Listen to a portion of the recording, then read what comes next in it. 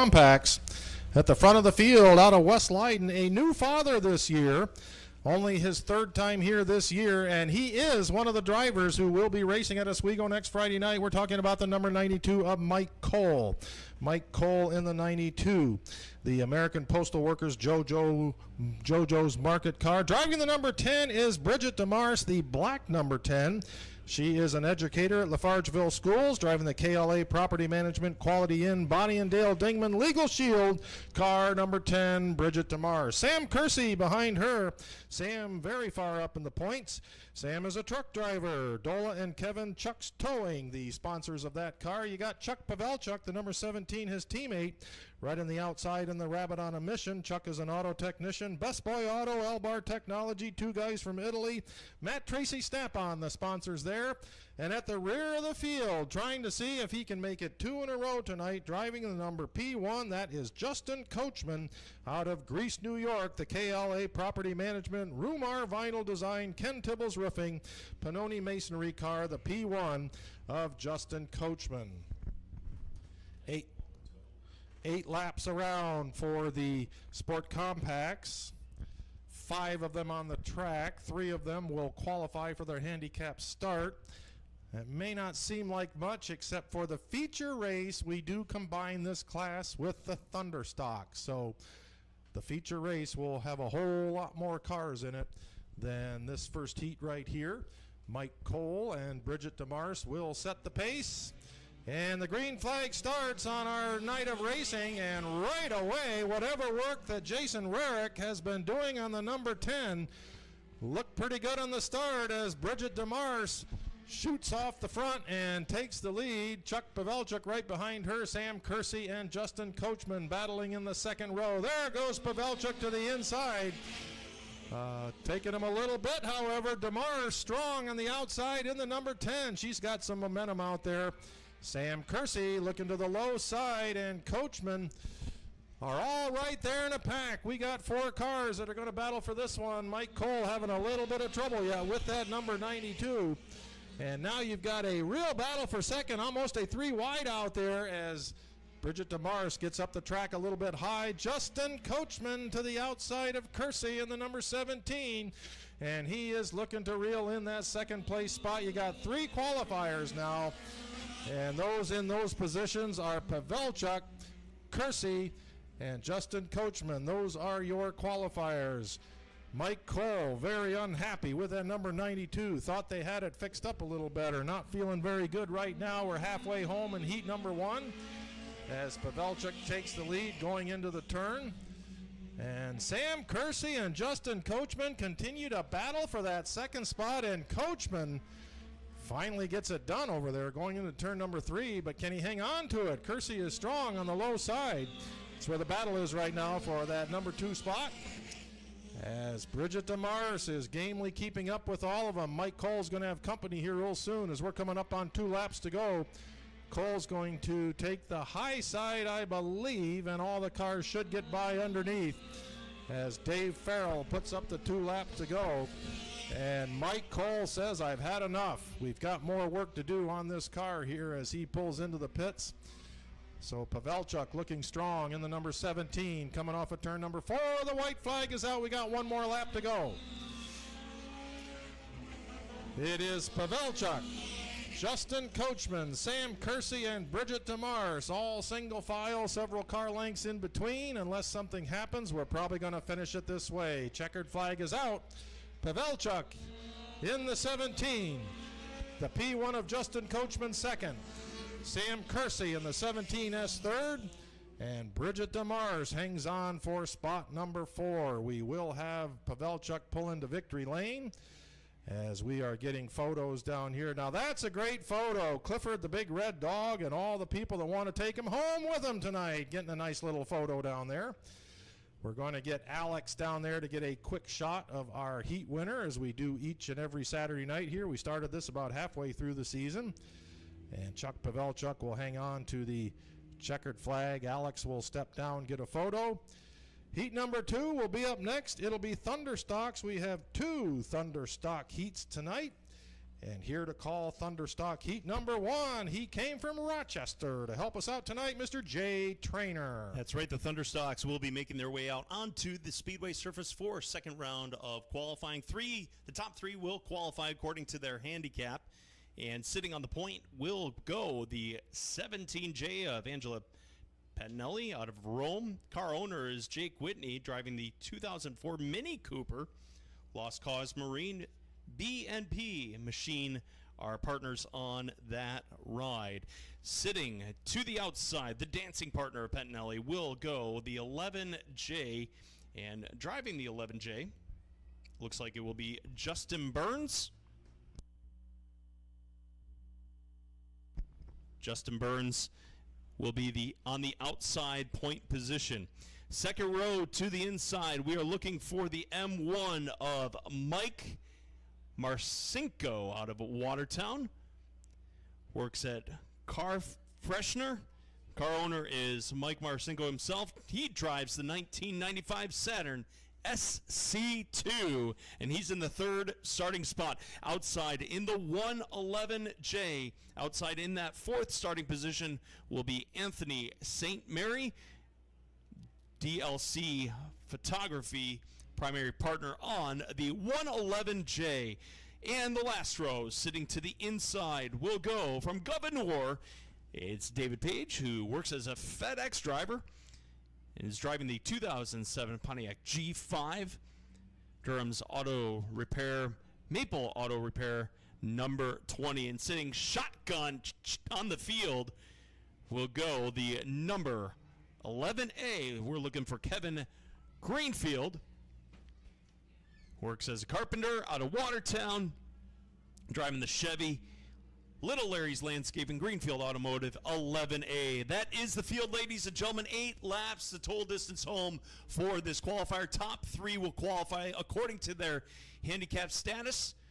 And we'll be looking for Patinelli to set the pace in the 17 as the Cascanet Ford Bronco pace truck bringing the field of Thunderstocks on the back straightaway. And they're itching to go racing.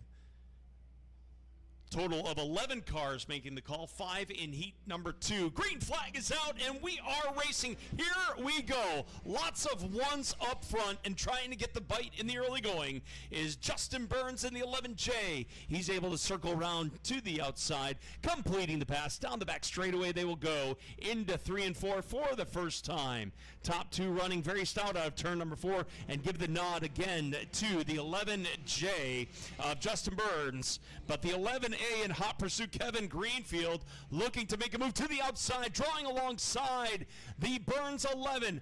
A battle of ones. It's an 11A, it's an 11J coming out of turn number 4. And give the nod to the 11A of Greenfield, completing the pass and circling up to the number 1 position. But caution is out on the speedway. Yellow is out on the grid. Patinelli in the 17J around in the ring over in turn number 4. Able to refire and will make her way to the back of the field. So it looks like 2 laps are accounted for according to our infield scoreboard. Again, lots of 11s for this qualifier. Lots of 1s. And the Cascanet Ford pace truck will bring the field around once again. 2 laps accounted for in this 8-lap qualifier, if I'm not mistaken, Geef. Yep, gives me the thumbs up, and they'll draw alongside one another. White flag is out. We'll be looking for the green flag. Go ahead on the next time by. The 11A, Kevin Greenfield, will share the front row with Justin Burns in the 11J. Burns finding himself right in the same starting spot for once he started this feature in the first place. But the 11A of Greenfield able to go from the outhouse, sitting shotgun, now riding in the penthouse spot. Outhouse to the penthouse. That's a good move. You don't want it the other way. Green flag is out, and we are go, go, go once again. Putting the hammer down right away. Greenfield setting the pace. Here comes David Page I believe that is the driver in the 120. David Page setting the pace as the back pocket spot emerges coming out of turn number 4 this time. It is David Page in the 20, not the 120. I stand corrected on that. And the 111 is right on the bubble. Anthony St. Mary for the qualifying spot out of turn number 4. Halfway is the signal. 4 in and 4 to go. Single file fashion as they work down the front straightaway. Anthony St. Mary has moved up into the 3rd spot. But challenging and making a bid is Justin Burns in the 11J. Coming on out of turn number 4 is your racing leader, Kevin Greenfield. David Page. And the tightest battle out on the speedway surface is for that bubble spot for 3rd as they'll circle and motor out of turn number 2. Again, Burns trying to draw alongside the 111 of St. Mary. St. Mary having nothing to do with it. Closing the door, riding in 3rd currently. Off of turn number 2, they'll work down the back straightaway, trying to get the bite again as they drag race it into 3 and 4. Burnsy not able to complete the pass. White flag is out, no peacekeeping here for that tight battle for 3rd and 4th position. Burns wants that qualifying spot, and so does St. Mary. Working down the back straightaway, but in for the win, the 11A, Kevin Greenfield, putting himself in a league of counterparts. The 20 coming in the 2nd spot of David Page. Wrapping up the qualifying spot in the 111J, Anthony St. Mary, Justin Burns,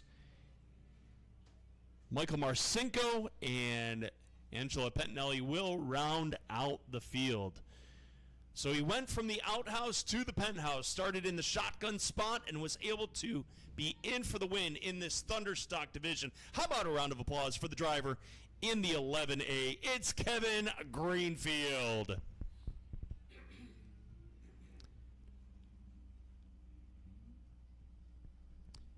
And Keith, we don't have to have big blocks to have fun here for racing. You know, this class has provided some of the most interesting racing all year. Kevin Greenfield has dominated just like he did in that heat race. He has been the guy to beat. He is not at the top of the points challenge, however. And with the other sport compacts out there, you put all those cars on the racetrack, you get some lap traffic involved, and yeah, these 4 cylinders can be a whole lot of fun. Heat number 2 for the Thunderstocks, the other Greenfield, Mike Greenfield. He is the points leader. Took a very hard trip into the wall last week, spent all week working on it. Wants to thank his brothers Kevin and Tim, and also AJ St. Mary doing a lot of work in the car, and he also named somebody else down there that helped him, and of course that name has escaped me. Mike Greenfield, driving the number 17, the TNT Property Service Works construction car, the Chevy Cobalt, is the first one out onto the track. You can see that the trunk lid is off of the car. That whole frame got shoved over to the right, and he can't latch it. That's how bad that car was mashed up, and they were still working on it yet this afternoon. Only his 2nd time at the racetrack driving the number 19. That is Colin Bowder. Bowder out of the Lafargeville area. Did very well last week in his very first time on the track. The 73T is Tim Greenfield out of Dexter, New York. Works at Fort Drum, the TNT Property Services, number 73T, Tim Greenfield. David Liscombe in the number 97 out of Governor. Drywaller, NTC Construction, Blair's Auto, Walter Carpentry, Durham Auto Repair, number 97, David Liscombe. And at the rear of the field, but he's been quick all year, out of Brownville, driving the number 66 of Ryan Wirtz in the MDRK Distribution CW contracting car. Wirtz at the back of the pack in the number 66. Same qualifying procedure here. Top 3 will qualify for their handicap start. Mike Greenfield will lead them down, and there's the green. And Greenfield right away takes off. Colin Bowder told us he was going to drive that outside line tonight. We'll see if he can hang on there. Boy, he's got company. A gaggle on that backstretch. 4 cars, and Ryan Wirtz is the guy who shoots through in the bottom and takes over the 2nd spot. A good move for Wirtz in the number 66. That puts Tim Greenfield in the 73T in the 3rd place spot. That's the final qualifying position. But David Liscombe's putting a move on in the number 97. As they look to go into turn 3, Liscombe is right there, climbs the berm over there a little bit. And David Liscombe is looking for a way around the Orange Thunder number 73T. Well, whatever work they did on Mike Greensfield's car, it looks like they got the job done. He is way out front, and Ryan Wirtz is in trouble on the backstretch. Wirtz has to pull up high, and he may not be under power as he comes around, probably going to try and get to the pit gate area. As Mike Greenfield coming up on the halfway point with a very healthy lead here. The battle is for the 2 and 3 spot, Tim Greenfield and the 97 of Liscombe. And Colin Bowder, again, rookie driver, only his second time here at Evans Mills Raceway Park, and keeping right up with him in that number 19. 3 more laps, and Mike Greenfield now has a half a lap lead on that number 17. Liscombe beat Tim Greenfield to the line on that round, and David Liscombe looks like he's going to get that second spot away as we are coming up now to complete lap number 6. Greenfield goes by. Liscombe has the second spot, and Tim Greenfield third, and Cullen Bowders decided maybe the low side's a little better after all. He got a little low going into turn 1 there. A lot of rookie drivers would have spun that car right there. He wiggled it around and kept it going straight. Mike Greenfield coming very close to lapping the rest of the field here in a heat race. You don't see that very often. He is way out front. David Liscombe a solid second. Tim Greenfield third. And the checkered flag will now fly for Mike Greenfield. So your current points leader in the Thunderstock class, that car looks faster than it did before he fixed it. Here's David Liscombe out of Gouverneur finishing second. Tim Greenfield out of Dexter finishing third in the number 73T. And Colin Bowder in the number 19. He told me in the pit area the car is a whole lot better than I am as a driver. But if he catches on as a driver in that car, look out. He is doing well in his second time here at Evans Mills Raceway Park. So Mike Greenfield, a solid week of work on that car. There is one more sponsor that we didn't mention, and it's written right here, My Lovely Wife, he says. So congratulations to Mike Greenfield. We're going to see one heck of a battle in that feature race between the Greenfield brothers, I have a feeling. Well, let's get your earplugs out, get some 8-cylinder stuff going. Jay, you announce 8-cylinder racing with the New York Superstocks. You get the Cascanet Ford Modifieds tonight. Bring us heat number 1. 10 laps. Check that. 8 laps the total distance home for tonight's Cascanet Ford Modifieds. Again, the top 4 will qualify according to their handicap. And again, 8 laps the total distance home for the qualifiers for the Cascanet Ford Modifieds. Here is how they are slated to go in the 03 out of Krogan. It is Andre Rogi, owner of Rogi Auto Transport, Rogi's Auto Transport, and Napa Auto Parts. Our primary partners on that ride. Again, Rogi in the 03. Outside, we will look for the number 8 ride of Kevin Warren out of Depauville, who works as a truck driver. Ken Tibble's Roofing. RJW Enterprises, Upstate Flooring. Number 8, again, Kevin Warren in the number 8 Land Rocket. Second row to the inside, we are looking for the 66 lane to go. Jeff Sharkey out of Oswego in the S&J Paving. J&T Flipping Chicken, number 66. Again, Jeff Sharkey in the 66 inside of row number 2. Outside will go the 2. Slated to go was the number 2 ride. Number 25R, I stand corrected, in the 4th starting spot will be John Ramsey in the nice car storage hotel 25R. Again, John Ramsey in the 25R. Third row to the inside, we're looking for the driver in the number 1 out of Craig Horace in the number 1 in the Richard and Sons New Vines Napa number 1 ride. Again, Craig Horace in the number 1 outside. In the 2NY, it's Tony Pentinelli from Rome, working as machinist engineer, Dippin' Donuts, Mill Creek Paving 2NY. Last row to the inside will go the 006 from Morrisonville. Corey Trombley in the 006 and sitting shotgun in the 41. It's Joey Clark. Green flag is out. We're racing once again. The Land Rockets come to life coming out of turn number 2. They put the hammer down the back straightaway. Give the 25R. That's Ramsey trying to get a nose for the back pocket spot. And indeed, he moves up into the second position. You can throw a blanket over positions 2, 3, 4, and 5. Working out of turn number 2 right now. Single file fashion as they sort things out. Into 3 and 4 off the apex. They're back on the throttle again. They're 2NY. Tony Pentinelli moving up to the 3rd position. Craig Horace in the number 1, currently in 4th. He's knocking at the door out of turn number 2. Your racing leader, Andre Rogi, in the 03, setting himself up well and putting himself in a league of counterparts. Again, the tight battle back through the field. Car inside the bubble of qualifying for handicap is Craig Horace in the 1. Horace looking to get a sneak peek to the inside. Again, Tony Pentinelli in the 2NY looking to tuck it downstairs on Ramsey's 25 out of turn number 2. Is he going to get the bite in the 3 and 4 off the apex? They're back on the throttle again. Halfway is the signal for the field. Rogi, Ramsey, Pentinelli, Horace, Warren, Trombley, Sharkey.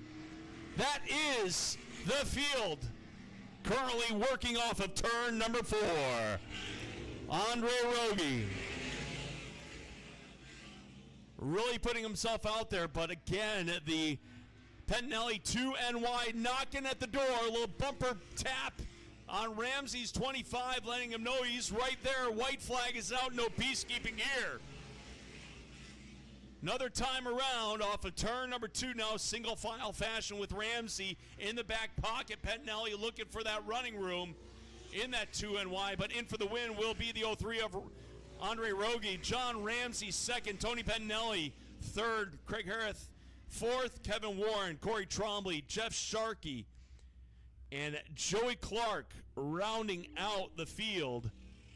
And we see the 41, looks like it's for sale. Keith, maybe you want to go racing. You could give up the announcing gig and head down and pick up the 41. Might cost you a little arm and a leg, but in for the win in the 03 in the Rogi Auto Transport Napa Auto Parts 03. The driver from Krogan, it's Andre Rogi. Give him a round of applause. Let him hear you.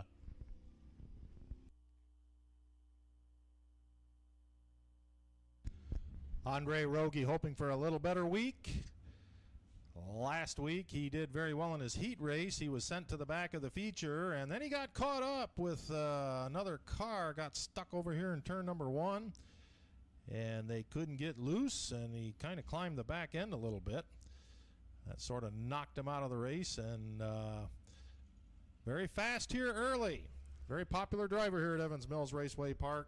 Does pretty good in some of the longer races. He'd be one of the favorites in about 3 weeks when the John Burr Classic comes around. We have 16 modifieds here tonight. It's a pretty good number. They put on some great racing, and now I see what those 2 offshoots off the backstretch are for. That's so our fire and ambulance crew can get a front row seat and watch everything down there and be right there when something happens. You guys look good out there. Kind of like to see that happen. Heat number 2 looks like this, driving the number 65 out of Boonville. Levi Arthur, he is a research engineer at Assured Information Security. Chassis Raceworks number 65, Levi Arthur. On the outside, out of DePauville, driving the number 64 is Scott Densler, a hydroelectric plant manager. Ken Tibbles Roofing, Hunt Underwater Specialties, the sponsor on the number 64. Dylan Bancroft has been very fast in warm-ups in the number 29. Dylan out of Copenhagen, and he has picked up the Ken Tibbles Roofing sponsorship tonight on the rear quarter panel of that car. Driving the number 96P, that is Jeff Pringle from Ontario. Top Notch Roofing, Myers Brothers Ingredients, Knucklehead Craft Brewing, the 96 Jeff Pringle. The Redhead from Redwood, driving the number 3, that is Joe Papin. Joe Papin, Rogie Auto Transfer, Papin, the JP Excavation Snyder Outdoors U-Fill I-Dump Car. The outside is last week's feature winner, the number 49 of Caden Rogers. Rogers Crane Rigging, Blading Service Unlimited, Reagan Companies out of Binghamton. Caden Rogers.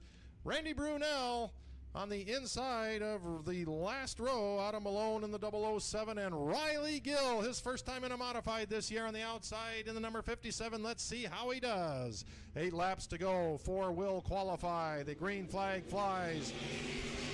And right away, the 65 of Levi Arthur jumps to a little bit of an advantage. Scott Densler hanging right there. A very fast second row of the 29 of Dylan Bancroft and Jeff Pringle.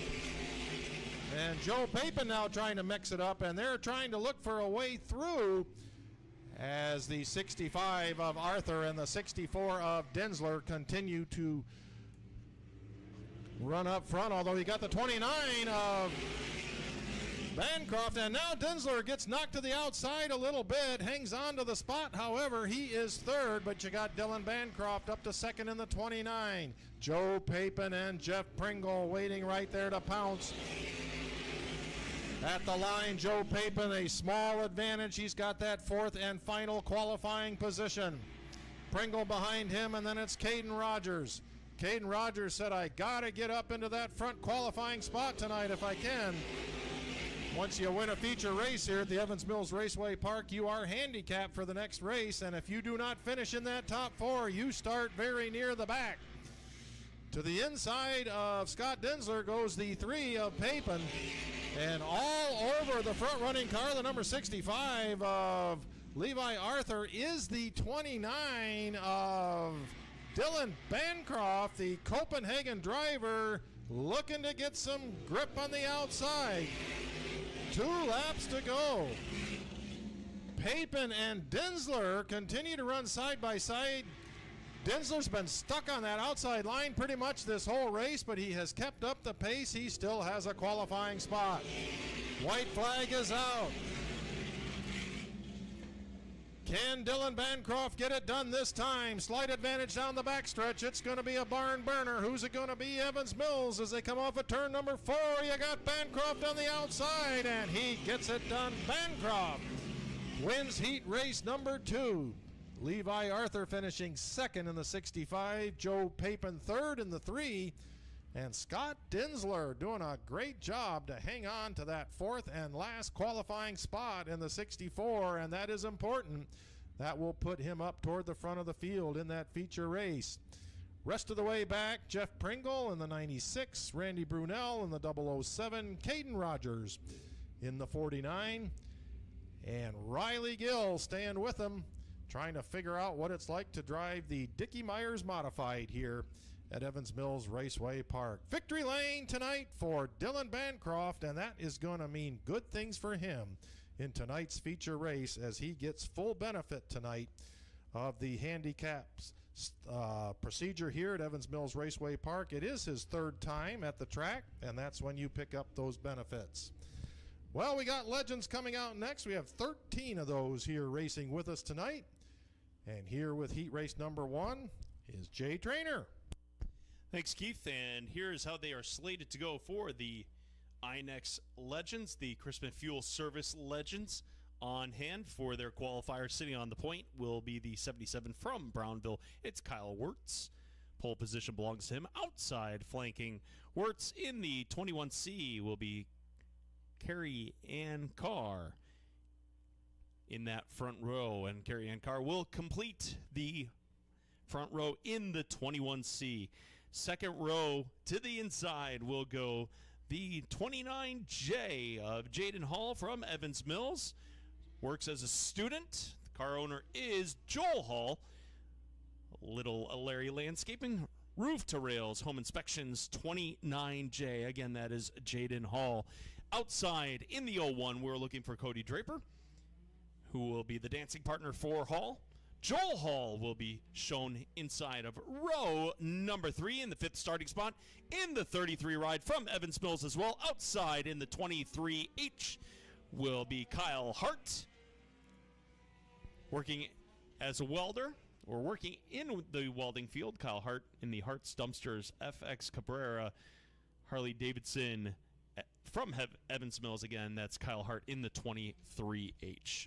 Sitting shotgun on the field, making the tow from Canada, it's Matt Hauff in the 7.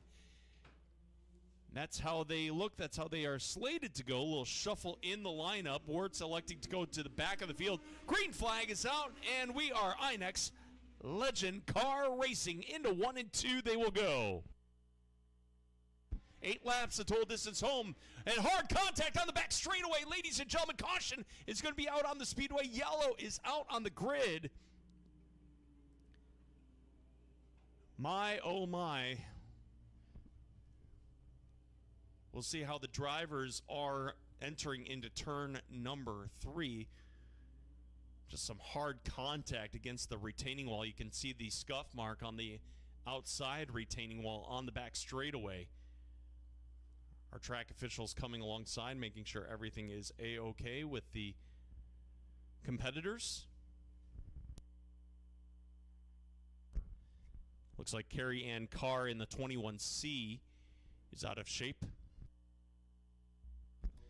Cody Draper in the 01 also involved in that mix-up, entering into turn number 3. Again, we want to make sure that the drivers are A-OK. And it looks like the 01 is able to limp away. That is the 01. Again, Cody Draper driving the 01 ride. Top 4 will qualify according to handicapping procedure. And now it looks like the 21, Carrie Ann Carr, able to fire up and continue racing here. We see the debris on the back straightaway as well.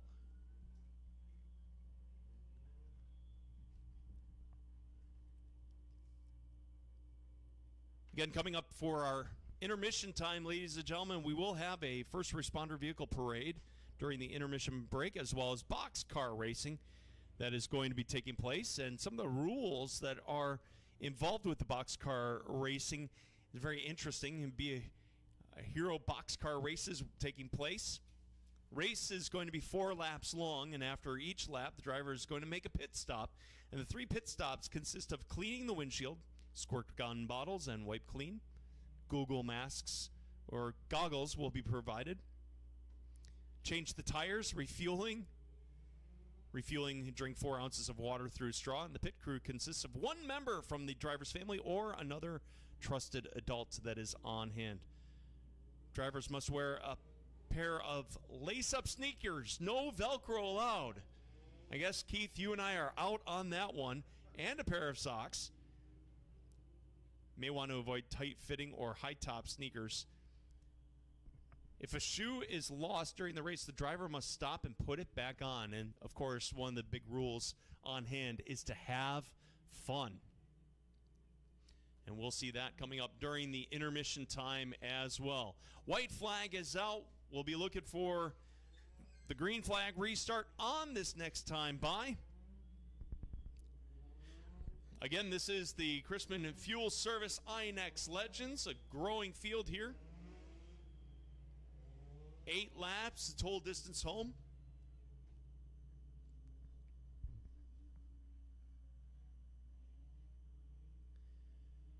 And we'll see how things sort again as the Halls, Jaden Hall in the 29J, Joel Hall involved in the racing action. They will be coming for the green flag. This time out of turn number 4, they refire right between those cones. Green flag is out. We're racing once again. And here they come, ladies and gentlemen. It is going to be the 23 putting the hammer down on the back straightaway. Believe that is Kyle Hart. We'll see the driver in the 23, Kyle Hart, moving up to the top of the spot. top one out on the grid currently. Joel Hart riding in the back pocket. Matt Hauff has risen up to the occasion. Cream rising to the top, and Matt Hauff in the 7 has gone from the shotgun spot and is currently riding in third, and he's trying to challenge and make a bid for the back pocket spot. Out of turn number 2, they will go down the back straightaway and fly and soar into 3 and 4. Caution is out on the speedway once again. Yellow out on the grid, and I believe that's Carrie Ann Hart in the 21C around in the ring over in turn number 2, bringing out that caution flag. Carrie Ann Carr, stand corrected, out of Pulaski. Making the tow from about between here and Syracuse area, down off of 81. And white flag's out. We'll be looking for the green flag. Go ahead on the next time by. Again, Kyle Hart, Joel Hart, Matt Hauff. Hauff was making a bid there to try and challenge for that number 2 position during the green flag racing action. 2 laps accounted for in this 8-lap qualifier. And they will be coming for the green flag on this next time by. Here they come. Green flag is out. We are go, go, go on the front straightaway. Once again, Kyle Hart putting the hammer down, trying to separate himself from the balance of the field. The INX Legends roar to life down the back straightaway. Joel Hall in the 33 trying to fend off Matt Hauff in the 7. Hauff looks like he's moved up into the back pocket, but the 33, Joel Hall, is battling back on the inside. Hauff closing the door, moving and holding on to that second position. Closest battle a brewing is for the 29J of Jaden Hall, who's right on that bubble spot. Halfway is the signal this time. We are halfway home with this one. 4 in and 4 to go. Riding in 5th is Cody Draper in the 01. He wants to move up into the qualifying spot, that 4th spot for handicap qualifying procedures in effect. And again, they will work off the apex. It is a straight line fashion, single file fashion out of turn number 2. Cody Draper in the 01. He's knocking at the door. The parallel popsicle sticks up in the air. Hard driving right off of turn number 4. Scorers hold on, or drivers hold on as they work out of turn number 4. And again, that's Jaden Hall. Just locked up in the 29 over in turn number 4. Let's see if Hall will require assistance or is just sitting there to gather himself at the back of the field.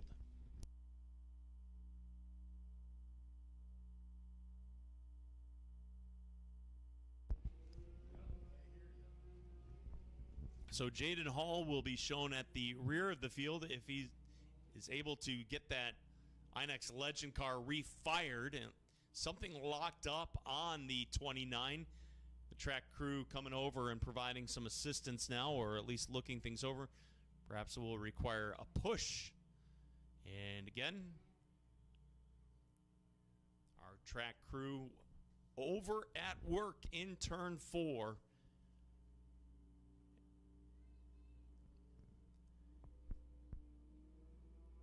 You know, Keith, this is the first time I've been here, the first year I've been here, and Jay isn't working this year when I've been here. I miss him in action here at the Evans Mills Raceway Park. The other Jay. The other Jay, yeah. Jay Schimmel is out west with his family on vacation. And like we said, you got to be named Jay to get up in the tower here, and it's been good to work with him this year. It's been good to work with this Jay here, so I'm getting to be pretty lucky here up in the booth these days. Well, they will be coming for the green flag next time. It's going to be Kyle Hart, Matt Hauff, Joel Hall, Cody Draper, Kyle Wirtz, Carrie Ann Carr, not Carrie Ann Hart, Carrie Ann Carr, and rounding out the field will be Jaden Hall. They will be coming for the green flag. Here they come. You'll hear the engines roar to life. Green flag is out, and it's a 2-lap dash. Ladies and gentlemen, for the big win. Top 4 will qualify as they work out of turn number 2. The 23 of Kyle Hart holding on to that position still. Half looking for running room, no peacekeeping. White flag is out. The 33 of Joel Hall up in front. He's knocking at the door. He wants that back pocket spot again. Coming out of turn number 2, Cody Draper has risen up to the 4th position. Off of turn number 4, it's going to be Kyle Hart in for the win. Matt Hauff, Joel Hall, Cody Draper, Carrie Ann Card, Jaden Hall, and Kyle Wirtz will round out the field of Crispin Fuel Service INEX Legends. First of 2 qualifiers, Keith, and the winner of Kyle Hart in the 23H works at a welding place, and I'm not even going to try and say it because I will mess it up, but Hart's Dumpsters, FX Cabrera, Harley Davidson, Watertown Area Boxing Club sponsors on the 24H. Give him a round of applause, ladies and gentlemen. He's in for the win. It's Kyle Hart. Kyle having a great season here at Evans Mills Raceway Park, has won several feature races, continues to be a very strong runner. We have 2 more heat races to go before intermission, so if you plan on competing in our boxcar races tonight, you might want to get your drivers and your cars down here just to the base of the tower shortly. I also see our fire trucks taking position over there for the great parade that we're going to have during intermission time.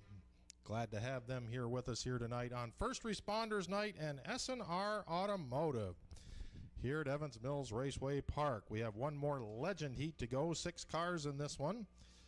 Top 4 will qualify. First one out will be the number 12B of Brody Beckwith.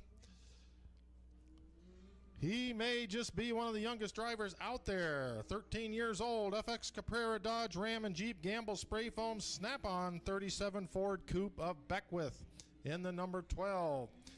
Congratulations to Evan Thomas. If he is smiling a little bit better, he just became a grandfather this week. Driving the number 84, Evan Thomas works up at Fort Drum, equipment operator there in the 1934 Ford Coupe. Inside of row number 2 is the young man, Brayton Malbuff. He is a student. Della Sealing and Striping, Small Beginnings Daycare, 2K Livestock, Dana Cola's Lawn Care, Intensity, the sponsors on the number 10, Brayton Malbuff. Devin Thornton in the number 39D, Devin out of Evans Mills. He is a construction worker in the Mac Beatstead Construction, Whitmore Farms, Final Measure Construction, Whitmore Mowing and more. You've got the number 14 of Camden Cook. Jeff Cook winning last night, the driver Jeff Cook on the Empire Super Sprint Circuit up at Autodrome in Granby, Quebec. Camden says tonight's my night at Evans Mills. Camden is out of Evans Mills. And on the outside, your points leader, Chris Malbuff in the number 10. Malbuff in the 2K Livestock, Della Striping and Sealing, Small Beginnings Daycare, D. Nicola's Lawn Care, number 10 of Chris Malbuff. Watch that back row. You've got 2 very quick drivers back there, and they are going to want to move up at least 2 spots to get their qualifying position in this 13-car field here tonight. As the green flag flies and young Brody Beckwith puts the hammer down. Devin Thornton's going to make it 3 wide going through the turn. Chris Malbuff looking for a way through. They're all jammed up over there. We got trouble. And Camden Cook again smashes that car, Devin Thornton, and the caution comes out. We got a mess on the backstretch. Sometimes if it wasn't for bad luck, you wouldn't have any at all. And Devin Thornton crunching that car again. And Camden Cook one more time will have some significant repairs to that number 14. He does have a feature win. To his credit this year, he's been running very well in that car.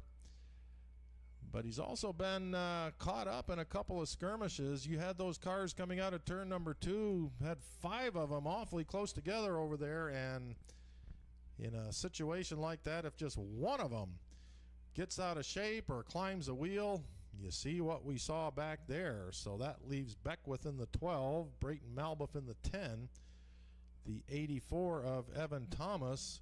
Chris Malbuff is parked up here in turn number 1. The red flag came out pretty quickly as wanted all the cars to stop immediately to make sure that our drivers were okay. Camden's climbing out of the car. That's a good sign. And the fact that our rescue crews have remained on the infield would indicate that Devin Thornton, well, he's climbing out too now. A little bit disconsolate, I'm sure. One of the things about these Legends, you just open the door and get out, so that helps a little bit. They're 5/8 scale cars, 1,250 cc Yamaha motors, about 1,400 pounds with the car and the driver. Devin doing some quick work to see what's going on with the number 39 over there.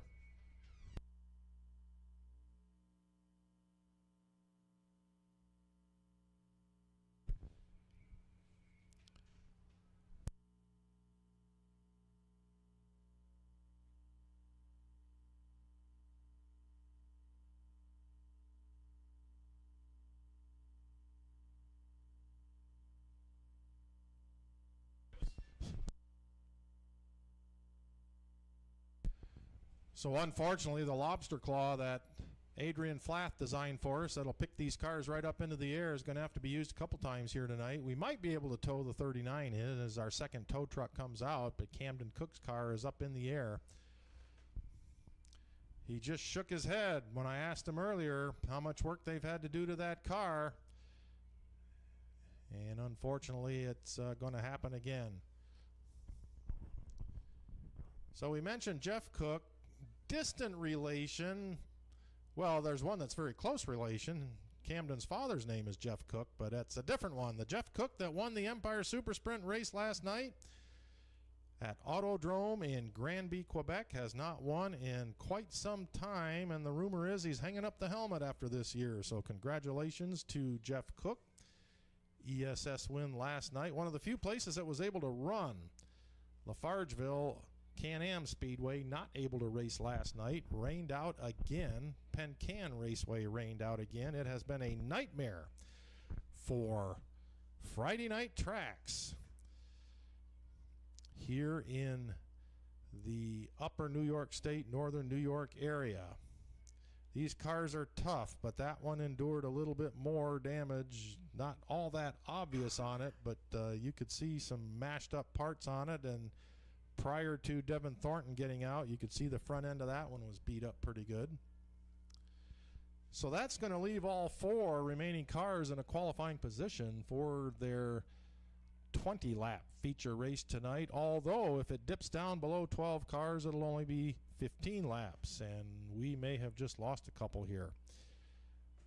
Let's see how that all works out. One more heat race to go, the Excess Storage Pro late models. And we're going to get a nice little parade with our first responders, and we're going to get some boxcar races down front. Looks like we got a couple of cars all ready to go.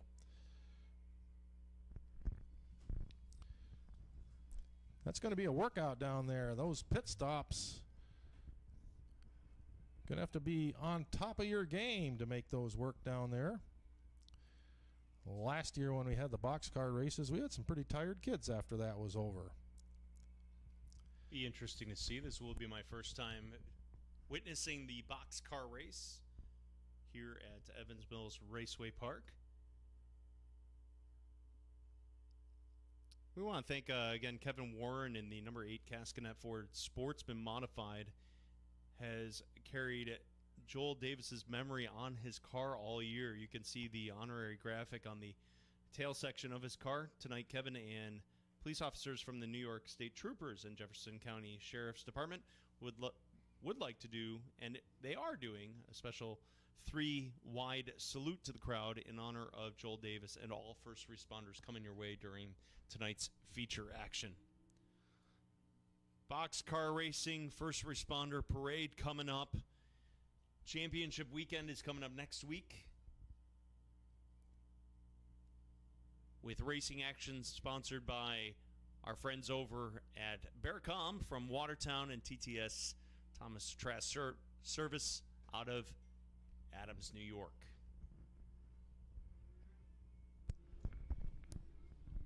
And if you check out the Evans Mills Raceway Park Facebook page, you got a point summary sent to you. There may be a few changes on that points list, but it gives you a bit of an idea of what's happening with the points. Evans Mills Raceway Park, also the website that tells you what's happening with the rest of the year. And in addition to that points race, 2 more race nights, 3 more race nights, 2 more race weekends. Next weekend is the points championship and then the John Burr weekend. And there's Devin Thornton's car, and that one is mashed up pretty good. That's going to need some work.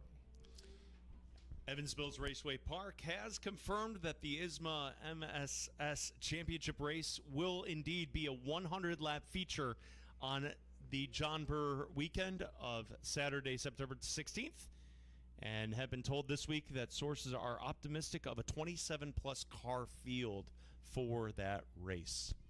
Can you believe that, folks? Super Modifieds are going to be running 100 laps here at Evans Mills on Saturday, September the 16th. That sounds like something we could only dream about at one time.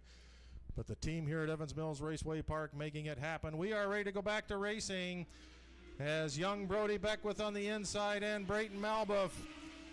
And you add up the ages of those 2 drivers up front, you still can't get a third of the way to what I'm carrying on me up here in the tower. Malbuff up front, Chris Malbuff right behind him, the 2 number 10s. The orange one in the front is Brayton. The lime green one coming on strong is Chris. Brody Beckwith trying to hang in there on the inside. Chris Malbuff has learned if you want to get around here at Evans Mills at some point, you got to go to the outside. He gets chopped off right there as he backs off for a moment. Brayton Malbuff continuing to lead. Chris Malbuff on the outside. We got all 3 cars. You could put a blanket over all 3 of them out there. And Brody Beckwith isn't going anywhere. He is staying right with him in the number 12. Beckwith to the inside. How about we add up the ages of Brayton Malbuff and Beckwith and see if it equals Chris Malbuff on the outside as they almost go 3 wide through that turn. And look who's on the inside line. It's Brody Beckwith in the number 12.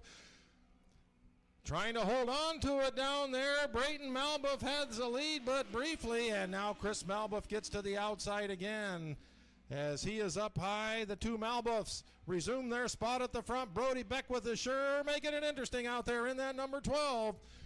Might have thought he was a goner. He is not. Looking down to the low side again.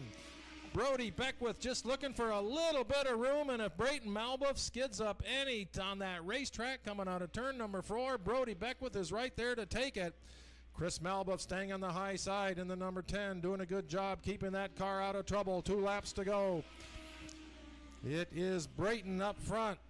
His uncle Chris right behind him in the number 10. And now Chris Malbuff should be able to move down to the low side a little bit, and that might put Brody Beckwith at a disadvantage as we come up onto the white flag. 1 more lap to go. Brayton Malbuff with the lead. Brody Beckwith trying to stay with it. Chris Malbuff on the outside lane. Half a lap to go. Looks like it's going to be a Malbuff. Which one's it going to be? Coming off the number 4 turn, Brayton Malbuff takes the win. Chris Malbuff finishing second in the 10. You got the 12 of Brody Beckwith, who ran a very strong race out there. Great race for that young man.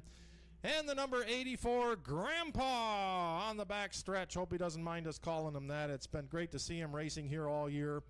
Improves every week. Evan Thomas in the number 84. He does pick up that 4th and last qualifying position. So Brayton Malbuff started racing here last year, has a couple of feature wins. Every race brings him more experience. And the young man from Evans Mills is putting on a strong showing here tonight. 1 more race to go. I'm going to let my colleague, Jay Trainer, run the booth up here. I'm going to go down and find me some boxcar drivers. We've got more 8-cylinder action here. The XS Storage Pro Late models up next.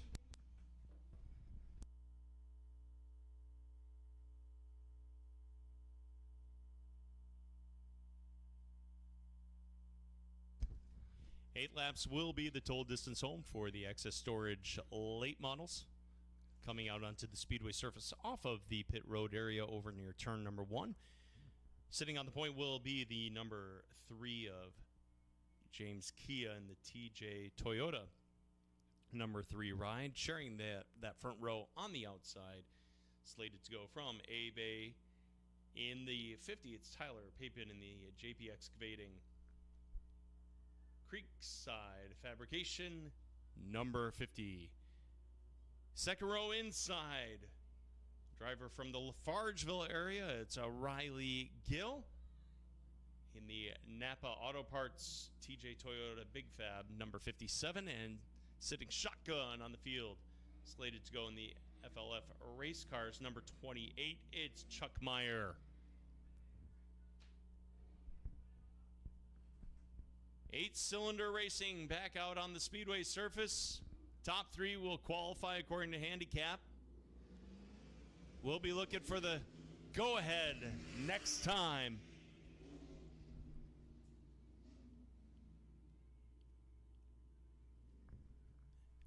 Again, we are heading into the intermission time after this late model event. 8 laps, again, the total distance for the Access Storage Pro late models. Kia will set the field in the number 3 ride. Green flags out. Let's go racing. Kia trying to get the bite, but automatically Tyler Papin is challenging him, making a bid on that outside groove with Meyer in hot pursuit. They are side by side for the top position coming out of turn number 4. Kia holding on to that currently, but Papin still battling back on that outside groove. Papin caught up in the middle groove here. Thus far, 1.5 laps in off of turn number 4. Let's see if he's able to get the bite. Tight fight for the lead, ladies and gentlemen, shaping up. And again, the 28 of Meyer looking for that running room as well. Riley Gill waiting in the wings outside of the qualifying for the handicap procedures, and give the nod to Papin that time at the start-finish line. Papin now trying to get the bite out of turn number 2 with the Kia number 3 ride in hot pursuit, and he'll bring it on down, and Tyler Papin will hold on to the lead, exiting now out of turn number 2 on the back straightaway. Riley Gill drawing alongside the 3 of Kia in that bubble position for qualifying. Gill again waiting in the wings in the 57. The 28 of Meyer has moved up to the back pocket spot. He's knocking at the door out of turn number 4 this time. The parallel popsicle sticks are up, indicating 2 laps of racing left to go. Kia holding off Riley Gill that time. Riley Gill slowing off of turn number 2, slow at the apex, and it is now single file fashion under the white silk.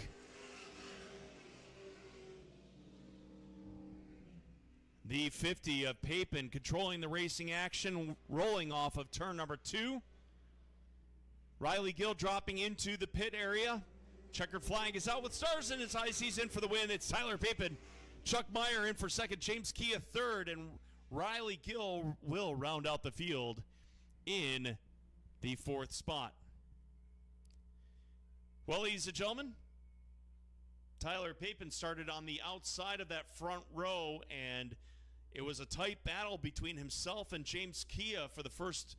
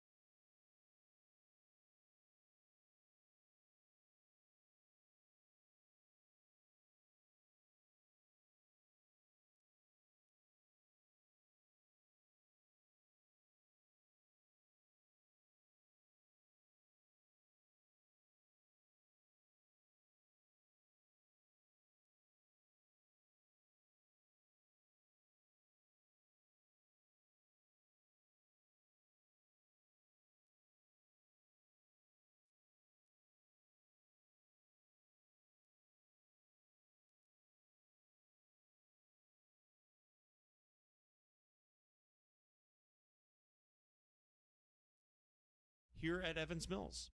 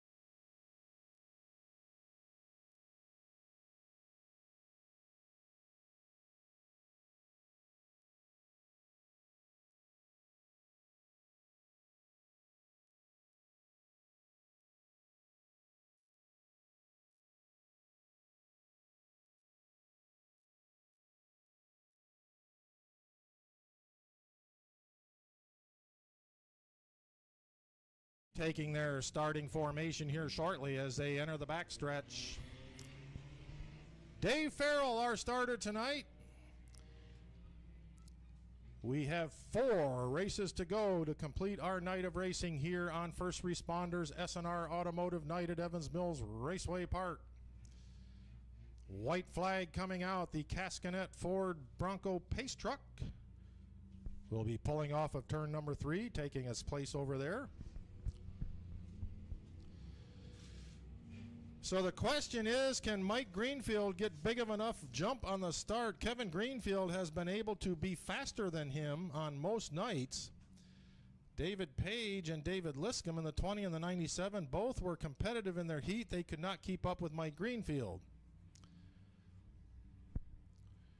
And then looking to the back, we'll see if Sam Kersey, coachman, oh, we got an accordion effect back there as the field is moving very slow, and Mike Cole has stopped on the backstretch. And the caution will stay out, no start. Yellow, yellow, yellow. Now Cole gets it fired up. I think our friend Mike Paz used to say the Church of the Yellow Flag showed up. Magically restarted. That is exactly what he said. And I love that term, being one who works in a church. I think I'm going to start carrying a yellow flag to church, Jay. I never thought about that. Think that'd wake anybody up sitting in the pew? Well, this time we're hoping for a green and, again, a slow pace, but everybody's a little bit more ready for it this time. And here we come out of turn number 4, and Mike Greenfield jumps on it in a hurry. Here comes Kevin Greenfield with that patented wide move of his on the outside in the number 11. He is not going to get by David Liscombe on this lap, maybe the next one. As they come around the turn, it'll be Greenfield leading the way. Ryan Wirtz in second, Tim Greenfield third. And Kevin Greenfield did pick up a spot. He got by David Liscombe. Kevin Greenfield, we got a caution out there, so we got trouble up here. Angela Pentinelli in the turn. And Sam Kersey had to take evasive action. Getting into the infield, Angela will get that car fired and move around.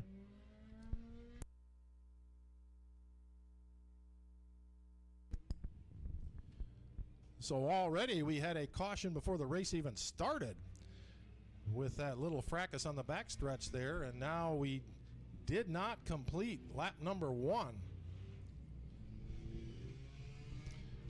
Mike Greenfield completed lap number 1. He is in front.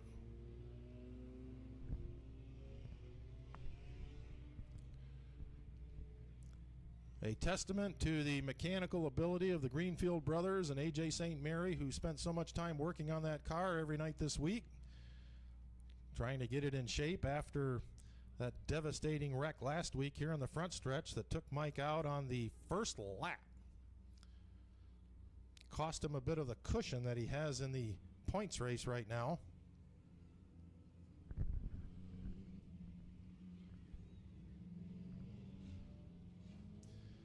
We did get 1 lap in, so we're going to go 19 after this.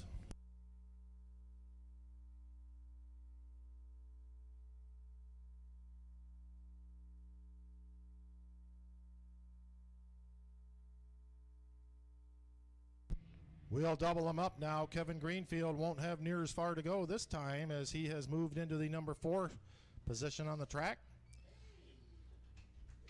Still going to have the caution waving out there.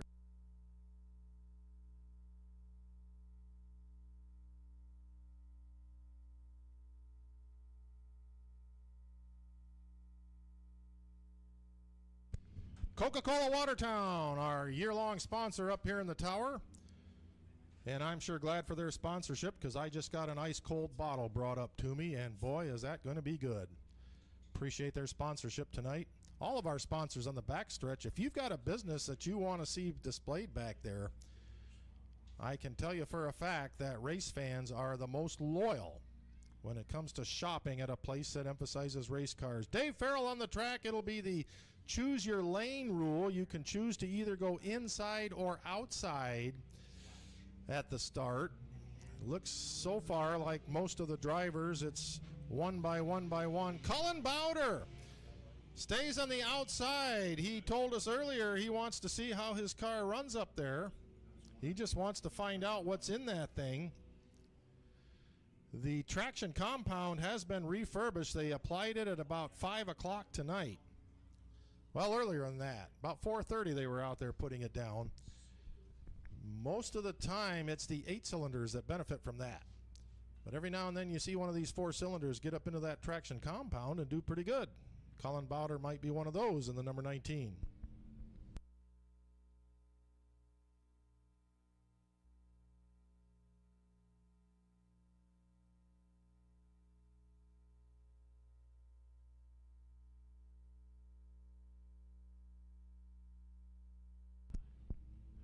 So lap number 1 in the books. We have 19 more to go as the Cascanet Ford Bronco Pace Truck takes its place over there outside of turn number 3. Kevin Greenfield, David Page. And again, Mike Greenfield rather up front. He likes to set a slow pace and then put the hammer down. There he goes. Mike Greenfield darts off the front. David Page holding second. Kevin Greenfield on the outside in the number 11, just ahead of Tim Greenfield in the 73T, and Kevin Greenfield looks like he's going to get second place. Lots of movement in the back of the pack as we watch those sport compacts come up through. Chuck Pavelchuk going to the middle of the ham sandwich coming out of turn number 3. And Pavelchuk has the lead in the sport compacts. Justin Coachman right behind him. And Mike Cole in the 92, running much better now that the feature race has started. That's what it looks like in the sport compact. Sam Kersey, because of that earlier spins, got some ground to make up. Going up front to the Thunderstock class, Kevin Greenfield putting some pressure on Mike Greenfield in the number 17. These are your 2 top runners in the Thunderstock class. They have been at the top all year and pretty much have traded feature wins back and forth. It is Mike Greenfield for the moment. But Kevin Greenfield has got the hammer down. We got a car stopped over there off the backstretch. That's Angela Pentinelli, and the yellow flag will come out. And now she starts it up, the Church of the Yellow Flag, as we have talked about over here. That is number 2 for her. The ruling is 3 spins, and you have to take your car to the pits, so she does not want to do that again. Greenfield, Page, and Greenfield. Sounds like a law firm. It is 3 out of 4 of our top runners here in the Thunderstock class tonight. Mike up front, Kevin in second, David Page third, Tim in fourth.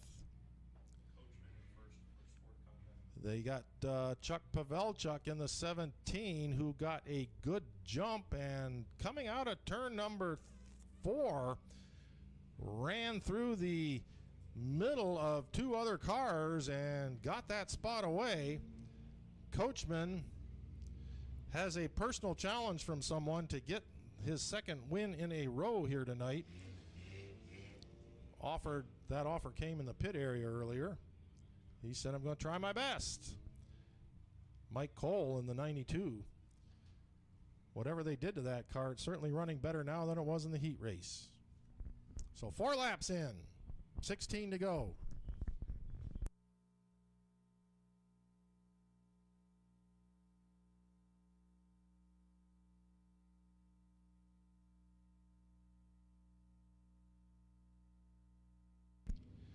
Waiting to get the cars sorted out in order. We'll see if we get the choose rule here. Sometimes we do, sometimes we don't. Sometimes if we have trouble on restarts, we go single file, but it looks like we are going to take the choose rule here again.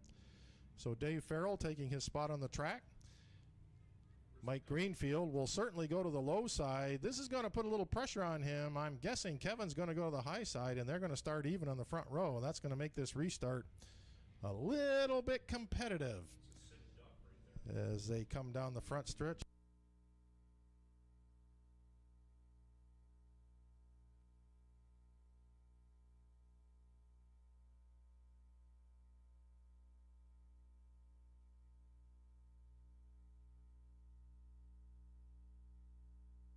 So lane choice has been made. Interestingly enough, Colin Botter got the inside lane this time. You know, he's a new driver. He might not know about that rule. Although he did run in the race last week. He knows about it. Sure he does. White flag is out. They'll race next time around. You got the two Greenfield brothers right at the front of the line. 2 years ago, those two drivers battled for the championship right down to the last race of the season. And it was on the last race of the season.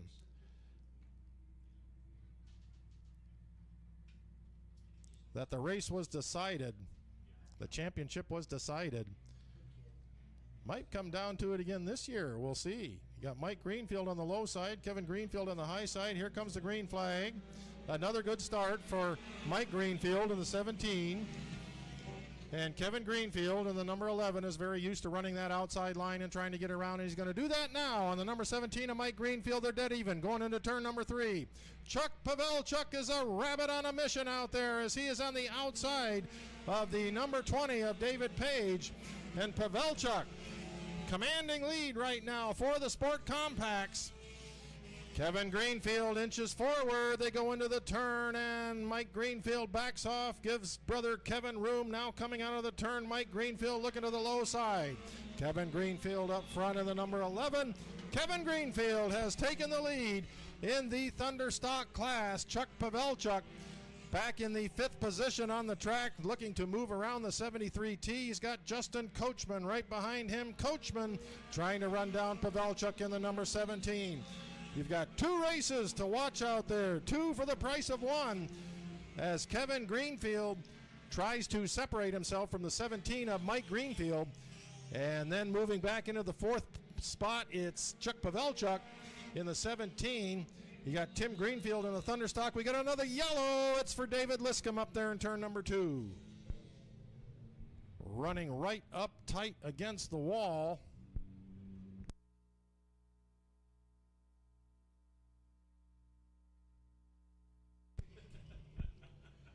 So David Liscombe, and something doesn't look right on the left front of that car. I'm too far away. Well, he's picking up the speed now. Might be a flat tire. Trying to see if a tire might have gone down on the number 97 of David Liscombe as he is trying to get around here and get into the pit area.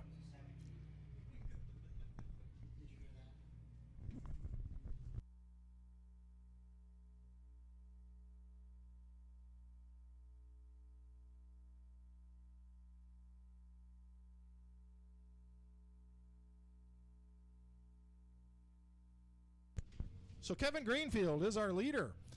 After that last restart, took him a little while, but he got by Mike Greenfield in the number 17. Chuck Pavelchuk grabbed the lead early. And it looks like the number 17 is a good number to have out there. You're either running second or you're running first in your class. This may put Pavelchuk and Coachman side by side. We'll see how this works here. That might be quite a battle. Chuck Pavelchuk, one of the drivers who will be competing at Oswego Friday night in the Sport Compact portion of the race there. And Coachman will go to the outside, so row number 3 holds your leaders in the Sport Compact class. Pavelchuk on the inside, Coachman on the outside.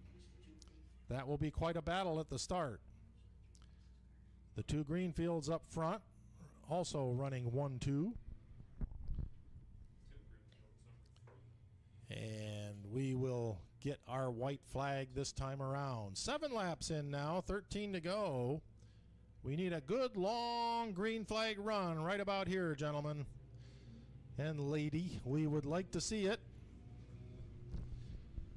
Got a lot of racing to go here yet tonight. Cascanet Ford Modifieds up next. Got a bunch of legends to do probably a 20-lap feature, unless we lost a couple. We'll see when they come out. And then we got the Excess Storage Pro Late models to cap off the night here. First Responders SNR Automotive night.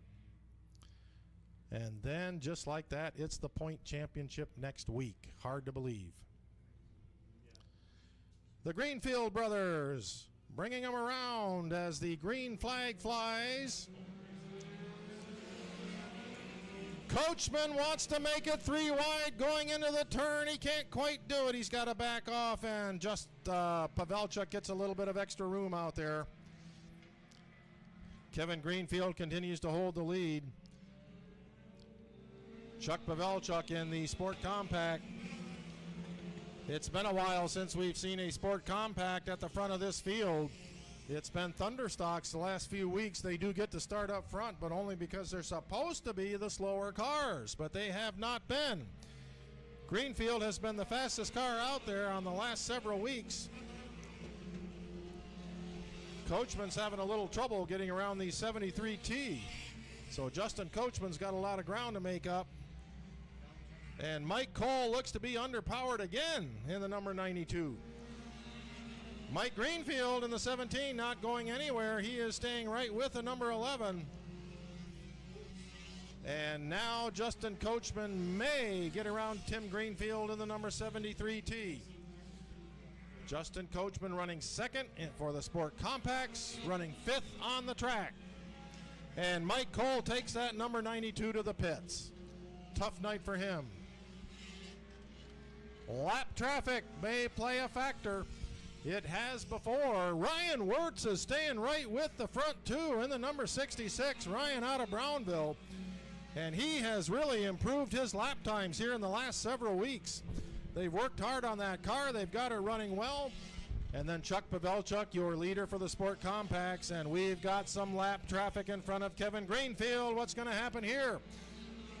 It's one thing when it's just one car, but it's two. And Kevin Greenfield slowed up behind the 97 of Liscombe. There goes Mike Greenfield to the outside. Ryan Wirtz wants to make it a race. It is crowded over there in turn number 3. Kevin Greenfield knocking on the door, and Mike Greenfield takes the lead. Greenfield in front. Ryan Wirtz gets into the 97 of Liscombe. Liscombe manages to hang on, and now Chuck Pavelchuk goes to the outside of Liscombe. All kinds of company out there for the 97. Kevin Greenfield takes up the chase again. He will have to do it one more time. 5 laps to go. It's a 5-lap shootout for the Greenfield brothers.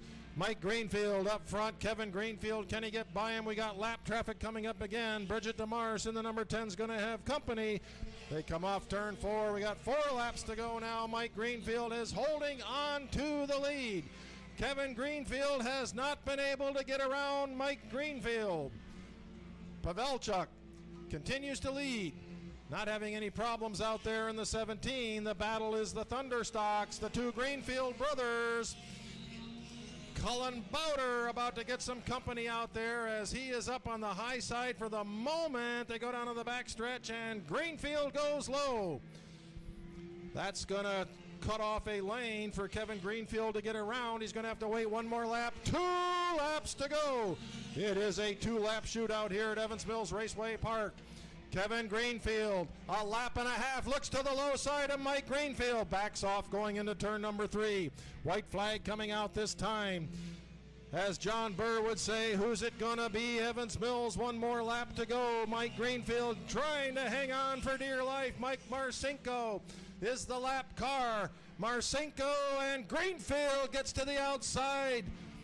What's it coming off turn number 4? It's a drag race to the finish line. It is Mike Greenfield in the 17. Kevin Greenfield in the 11. Ryan Wirtz finishing 3rd in the 66. Chuck Pavelchuk finishing 1st for the Sport Compacts. Justin Coachman 2nd. And you got to go back a ways to Sam Kersey, finishing 3rd in that number 17S. Lap traffic rears its head again, and Mike Greenfield, after almost destroying that car last week, has put that thing back into victory lane, and it was not easy. He had to pass Kevin Greenfield in the 11. I don't know that we've seen anybody do that this year. But he caught up to him in lap traffic, and Mike Greenfield's got to be a happy guy down there. Jay Trainer's got the microphone on the track. He'll be talking to Chuck Pavelchuk in the 17 and Mike Greenfield in the 17.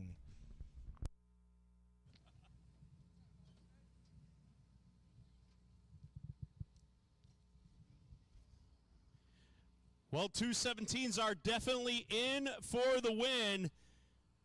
For the Thunderstocks, we got Mike Greenfield coming on out.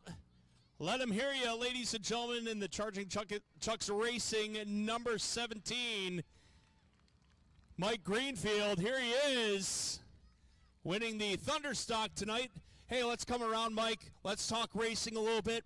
What was it like out there for you? You got lap traffic, and that was in front of you guys. You guys were going back and forth. Talk to us about the race. Yeah, I'm Chuck with the Sport Compact. The track was good, the cool. You know, we just had to hold the line and take our time and work our way to the front. Stay out of trouble. No attrition on that one, right? No, I'd like to thank my sponsors, Lorraine's Customs Creations, Two Guys from Italy Sports Bar, Best Buy Auto Sales, Alabar Technologies, Matt Tracy Snap-on, my mother and father, and everybody's helped sit me here. Awesome, ladies and gentlemen, let him hear you. It's Mike Greenfield in for the win. Oh, you're Chuck. I'm sorry. I'm a guest announcer. All right, let him hear you, ladies and gentlemen. Chuck Pavelchuk in for the win. Congratulations. That's what happens when you race two at once and you get names and everything. And now he's climbing out of his car. It's Mike Greenfield in the Thunderstocks. Hey, what was it like out there? You had lap traffic. You guys were going back and forth a little bit. It's always fun. I mean, everyone that I race against, they all race pretty. They have their own little lines, and you know where they're gonna go. So I mean, that's how I've learned to race against people, and I know where they're gonna go, and I just go from there. Awesome. Well, what makes your racing possible out here? Who do you like to thank for the win tonight? Well, I got to thank a lot of people. I actually hit the wall last week.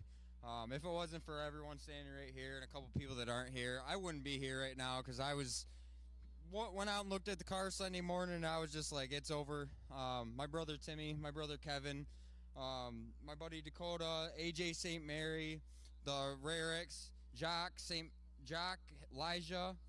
I mean, if it wasn't for these guys, I wouldn't be here. If it wasn't for you fans, I wouldn't come. Awesome. Well, ladies and gentlemen, give him a big round of applause. Mike Greenfield in for the win. We'll send it back upstairs. The modifieds are next. Chuck, I'm sorry. Good run tonight. Thank you, Jay Trainer. Congratulations. Chuck Pavelchuk, Rabbit on a Mission. Mike Greenfield, winner of the Thunderstock portion tonight. That is going to set up a heck of a battle next week for the championship night between him and his brother Kevin. They are locked pretty close together.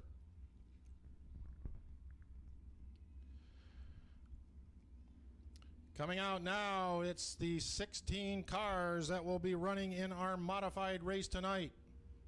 Cascanet Ford Modifieds on the pole. He led most of the race last week, only to see it get away from him. The number 25 of John Ramsey out of Rome. Ramsey in the number 25 is tonight his night. Outside of him in row one out of Boonville is a 65 of Levi Arthur.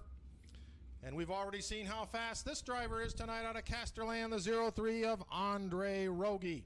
Outside of him, Scott Dinsler. As we mentioned, he got that qualifying spot. He starts on the outside of row number 2. Joe Papin on the inside of row 3. Keep an eye on him. And on the outside of him in the number 2 NY, Tony Pettinelli.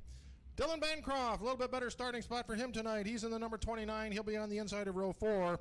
Craig Harrett, the points leader, on the outside of row 4 in the number 1. Kevin Warren is on the inside of row number 5, but he is pacing the front of the field with the Joel Davis Memorial flags behind him. He is driving the number 8. Jeff Pringle in the 96, outside of row number 5. Corey Tremblay inside of row 6 in the 006. Randy Brunel in the 007 on the outside of row 6. Jeff Sharkey, after hot lapping that car, is on the inside of row number 7 in the number 66. Caden Rogers, last week's winner, got a long way to go in the 49. Joey Clark driving the number 41. He is on the inside of the last row. And Riley Gill driving the 57. Well, ladies and gentlemen, you're going to see something special now as we have a special tribute to Joel Davis, our modified drivers are going to take up a certain formation. We've got the sheriff out there, the state troopers. We got a couple other first responders. They're going to be coming at you 3 wide out of turn number 4. 16 cars. We got Kevin Warren pacing the field, and it's 3 by 3 by 3 the rest of the way, all the way through. Give him a hand, everybody. This is your Caskinet Ford Modifieds paying tribute to Joel Davis tonight, and for all of his friends and family that is so valuable to us here in the North Country. The Joel Davis Memorial Foundation hopefully gaining a few dollars tonight due to the generosity of you folks here. As the cars go down the backstretch 3 by 3, Kevin Warren continues in the number 8 in that spot. And we'll see if they come around again that way. That is a beautiful sight. We're not going to start them that way. It would be tempting, but it is good to see. Caskinet Ford Modifieds one more time down the front straightaway, and now they take their racing formation. Kevin Warren's got a hustle over there.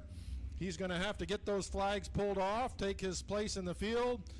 Jay Trainer, this is a fun class to announce. Have some fun giving us our 35-lap feature tonight for Caskinet Ford Modifieds. Well, thank you, Keith Zer. It's great to be up here in the tower with you. The Land Rockets, ladies and gentlemen, will be roaring to life in this division in just a few moments. After that wave lap, we are going to settle in and go green flag racing.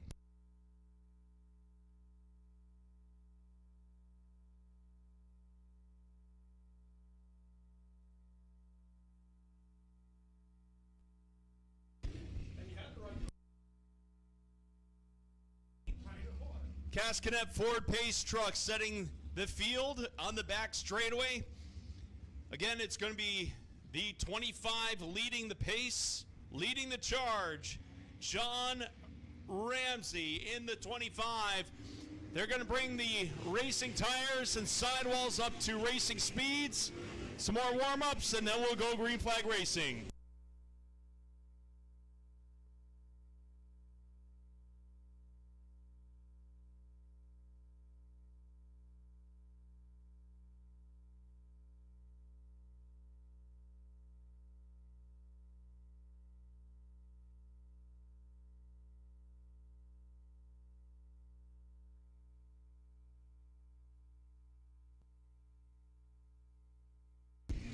We are back under caution, ladies and gentlemen. We are bringing him out. In the premier division of racing here at Evans Mills Raceway Park.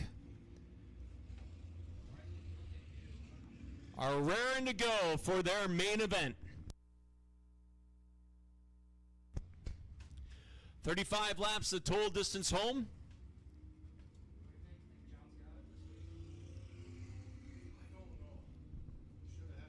Ramsey will lead the charge on the front row with Levi Arthur in the 65 out of Boonville.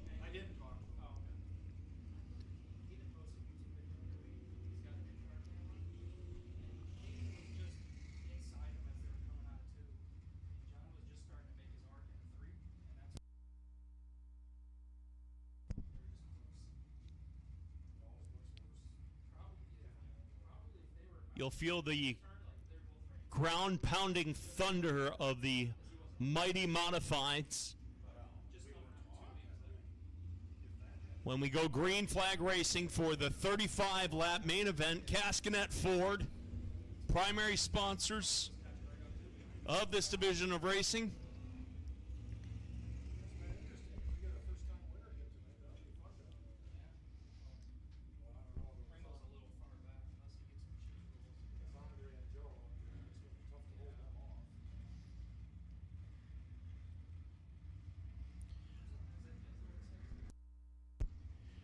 Ramsey, Arthur, again sharing that front row, and the white flag is out.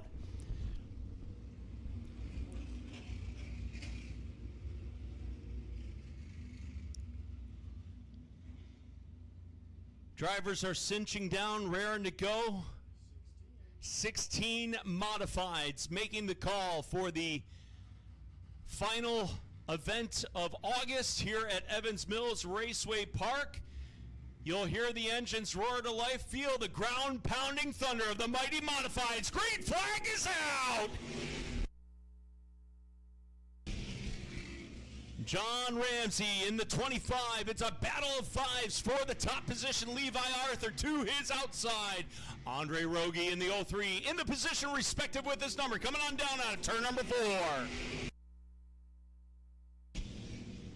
Side-by-side racing action for the lead here at Evans Mills out of turn 2. They'll drag race it into 3 and 4 off the apex. They're back on the throttle again. Here they come. It's Ramsey with the clear-cut lead at this point in time. But again, Levi Arthur still battles back on the outside groove. Here comes Rogie knocking at the door in the 03. He's to the inside for the top 3. As they sort things out, ladies and gentlemen, it's Scott Dinsler in the 64 ride back through the field looking for running room. He's caught up to the outside, riding in 5th currently off of turn number 4.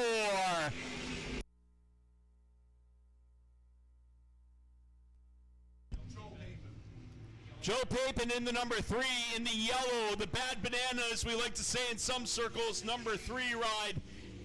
Is currently riding in the 4th spot. He's got a horde of traffic to his tail. Joe Papin in the 3, Scott Dinsler, they are side by side, and your racing leaders are reeling in the lap traffic ride in the 41 back through the field. It's Andre Rogie all over the rear nerf bar of the 25 of John Ramsey. Ramsey trying to take it wire to wire. Thus far, 6 laps in the books, and here they come. It's Rogie and Ramsey reeling in the lap traffic car of the 41. Hard contact on the front straightaway. Hard on the binders up into turns 1 and 2. We continue under green flag conditions. Nope, I was wrong. Yellow flag is out. Caution is out on the speedway. Yellow is out on the grid. My, oh my, that could have been a lot worse than what it was. And we see the 3 of Papin limping along down the back straightaway into turn number 3. Lap traffic proving costly, and the domino effect or the ripple effect led to the field of modified stacking him up into turn number 1 like kindling wood. So some of the competitors will need and require assistance. Papin in the 3 limping along still.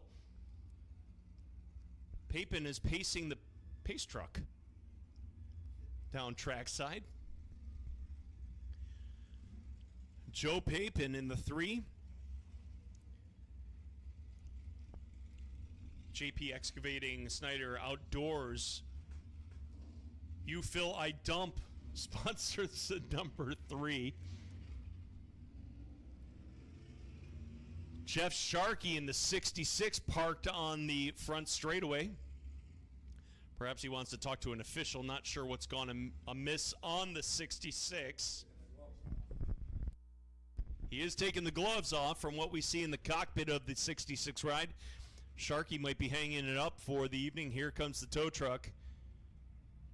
We'll see if he's going to go up on the business end or the front end of the tow truck.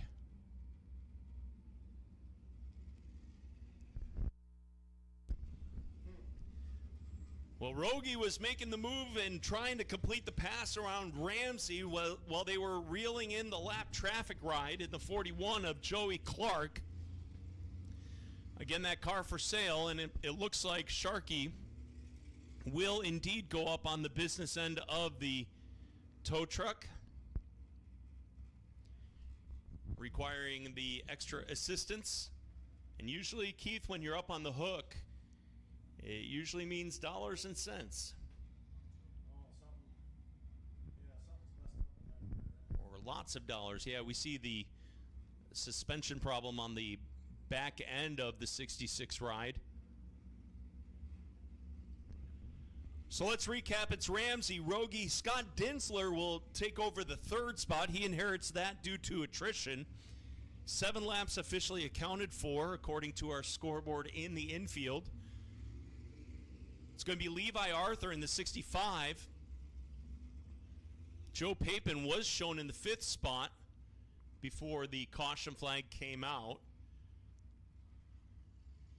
Seeing who has ducked down into the pit area, it looks like Dylan Bancroft in the 29 has now moved up into the 4th position out on the speedway surface, followed by the 2NY of Tony Pettinelli.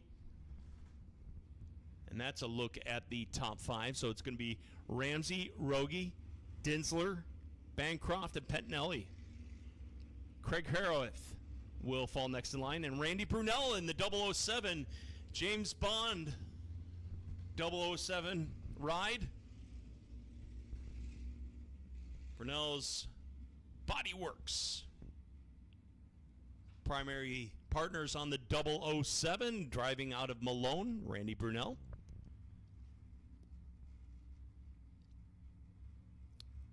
And we still wait for the Jeff Sharkey 66 to fully go up on the hook. Again, the suspension underneath might be causing the problem to even lift it up high enough to pull it into the pit area. Thank you, ladies and gentlemen, for making Evans Mills part of your weekend activities.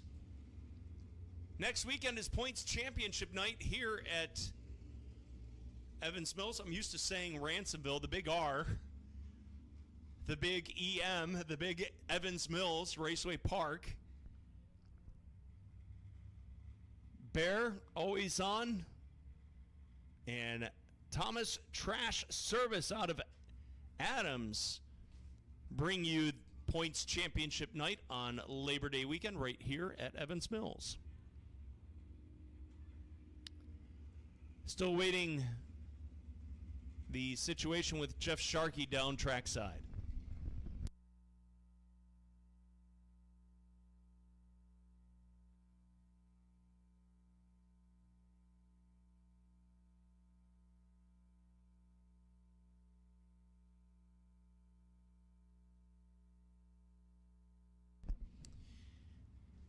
Well, Keith, we are under caution. What's this year been like? Talk a little bit about the points leaders in this division. Craig Harrith is leading in the points. He's in the number 1, and he is in the 6th place spot out there in the track.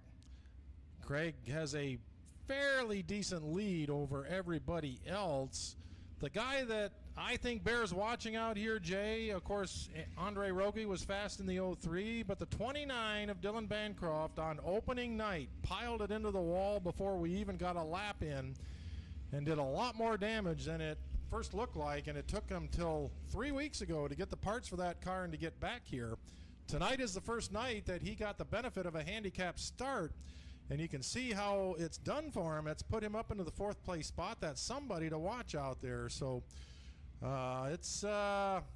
if Craig Harrith can get a good finish out of this here tonight, Andre Rogie currently in 3rd place. A bad break for Joe Papin. He was the 2nd place points person, and that left front was wobbling pretty bad when he went in, and he has not come back out. And now we see Jeff Sharkey. You know, it takes a while. Race car drivers are very, very particular about how they want that car picked up and carried in. You don't want to do more damage to it than has already been done. Our tow truck driver doing a great job there. Just took a little bit of time. Jeff Sharkey, a disappointing finish for him as he sits in the driver seat of that car getting towed in. Should be underway here in a couple laps. And Keith, what's interesting about this too, at least from my perspective where I sit, Scott Dinsler in the 64, the mayor of DeVoville, has been a regular in the past for the New York Superstock Series, as well as Dylan Bancroft in the 29. Picked up, actually Dylan Bancroft a few years ago, picking up a feature win here in the New York Superstocks Series Tour. Stop here at Evans Mills Raceway Park. You know, it's funny, Jay, this track has been good to the local drivers for the New York Superstocks. The year after Dylan Bancroft won it, Jason Dinsler. Or maybe it was Dinsler first, then Bancroft, I'm not sure. But both of those drivers from here in the North Country, and they picked up big wins in that 50-lap race here for New York Superstocks. and then moved up into the modified class here. Scott Dinsler made a heck of a move down front here. We had a massive traffic jam, and all of a sudden the 64 shot by everybody, and that was a big jump for him. And Joe Papin is back out. That's big for him. He needs the points. 7 laps officially accounted for in this 35-lap main event. Again, the premier division of racing here at Evans Mills Raceway Park.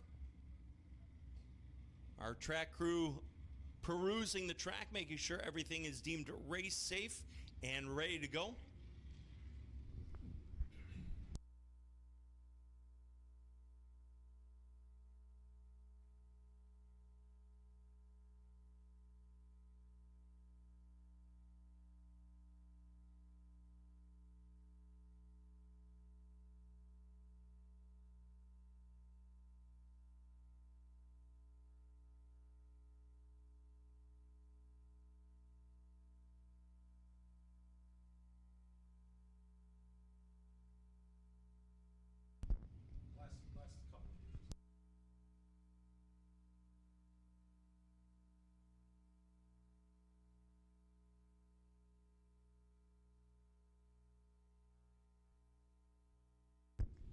It's time to choose your lane. And it looks like Ramsey and Rogie will set the pace in the front row. Dinsler electing to go outside with Dylan Bancroft to the inside. Tony Pettinelli in the 2NY going inside. And that's a look at how the top 5 will shape things out. Craig Harrith, I believe in the 1, electing to go to the outside, if I'm not mistaken, into turn number 3. Keith, as you have alluded to, sometimes it's hard to see the distance up here, especially as the sun has gone down. We're still under caution. Tell you what we got here, Jay. The ruling is that if you are involved in a yellow flag, you have to go to the end of the longest line, which means Joe Papin is going to have to start at the very back. You can see the front corner man pointing to the back side. Just a little farther to go for him, that's all. Wouldn't be surprised if Papin just decides to swing it wide out of turn number 4 on the restart.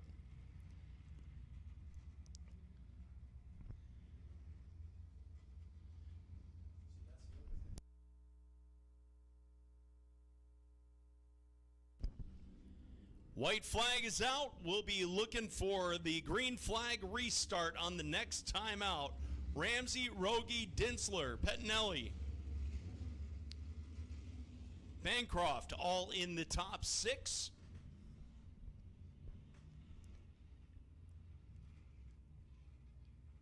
Papin trying to hold on to that points situation for him, working in the second spot. He's in the back pocket spot in points. And a little brake check on the back straightaway. They're coming for the green flag. Green flag is out. Feel that thunder roaring once again. They bring their engines to racing the life out of the apex of turns 1 and 2 on the back straightaway. And they'll drag race it. Let's see how things shape out as Ramsey is setting the pace currently. Scores be ready on that one. Dylan Bancroft has now moved up into 3rd, and he's knocking at the door for the lead out of turn number 2, tucking it downstairs, making that 29 racer stick to the inside like glue, and it looks like he'll inherit the lead. Moving up around Ramsey and Rogie on 1 lap after the restart out of turn number 2. The 03 of Rogie is caught up to the outside, flushed to the outside on the 2NY. Pettinelli riding in 3rd as he battles it out with the 03 ride of Rogie. Rogie now challenging and drawing alongside the 25 of Ramsey. He'll move up into the back pocket spot, swinging up 2 positions on that last time by. Meanwhile, Dylan Bancroft in the 29 is out right now for a Saturday evening cruise off the apex of turns 3 and 4. He's got about a 3-car length edge between himself and the rest of the field. Tony Pettinelli riding in the 4th position, single file fashion for the top 5. They work now. Pettinelli electing to go to the outside and try to reel in John Ramsey's 25, and again your racing leader, your leaders rather, are reeling in the lap traffic. Pettinelli completing the pass to the outside with Ramsey still in hot pursuit to the inside. Out of turn number 4. Looks like Rogie in the 03 has reeled in Dylan Bancroft in the 29. Hook, line, and sinker. Top 2 putting themselves in a league of counterparts. Lap traffic. That's Joey Clark in the 41 needing to go to the inside as Tony Pettinelli able to file on through around the lap traffic ride of the 41 off of turn 4. Let's see how these 2 race cars, ladies and gentlemen, oh, they almost go 3 wide back through the rest of the pack. And a car, hold on, out of turn number 2, a car that was hard on the binders was working back through the straightaway. Halfway is the signal this time. We are 17 in and 18 to go in this 35-lap main event off of turn number 4. The tight battle is shaping up between the one of Craig Harrowith and John Ramsey, and it looks like Harrowith will complete the pass coming out of turn number 2 on that back chute. They will go and drag race it into 3 and 4. Give the nod to Harrowith in the 1. Harrowith has moved up into the top 4. Ramsey in the 25R seems to be fading just a bit. Losing several positions as this race has worn on. Currently riding in 5th. Up front, your racing leaders again reeling in Joey Clark's 41. The Ken Tibbles number 29 of Dylan Bancroft and the 03 of Andre Rogie are still running 1 and 2. Hard on the binders was Joey Clark in the 41.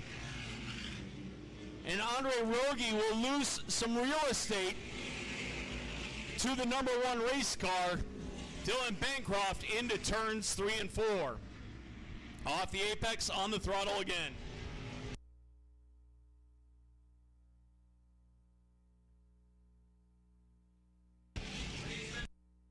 Dylan Bancroft trying to get into victory lane for the first time here at Evans Mills in 2023.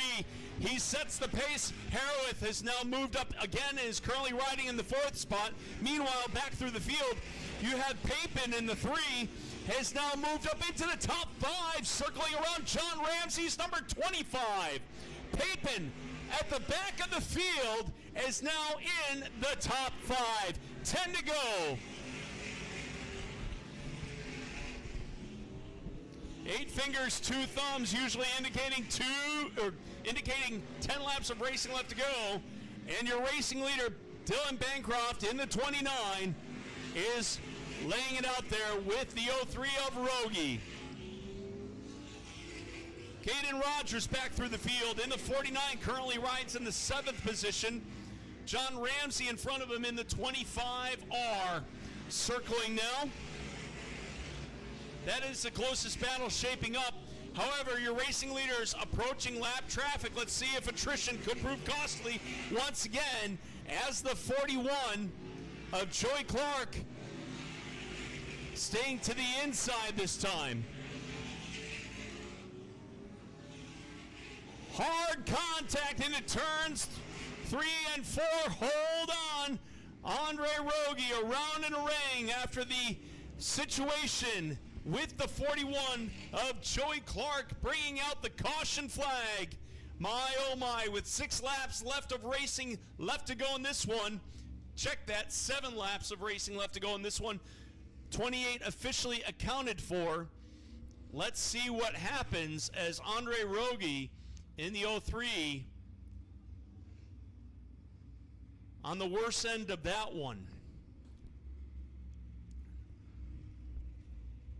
Rogie making the tow from Krogan, owner of Rogie Auto Transport and the Rogie Auto Transport Napa Auto Parts 03 ride. And Dylan Bancroft and Andre Rogie were really laying out the real estate between themselves and the rest of the field. And this allows for Tony Pettinelli, I believe, to move up into the second spot.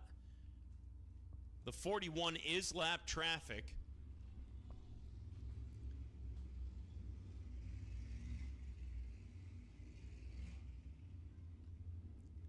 Papin in the 3 has now moved up into the top 5 to recap after being involved in that early skirmish that brought out the first caution flag back on lap number 7. So the lap traffic ride of Joey Clark will be sent tail, it looks like. Bancroft, Pettinelli, Craig Harrowith, Papin. That's a look at the top 4. John Ramsey inherits the 5th spot, followed by Caden Rogers.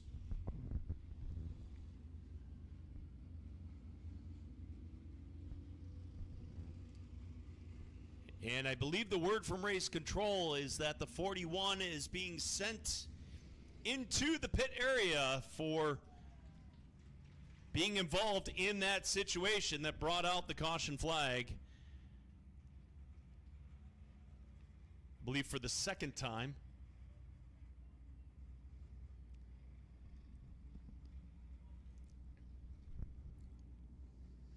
Bancroft again laying out the real estate between himself and the rest of the field. Rogie was right there with him.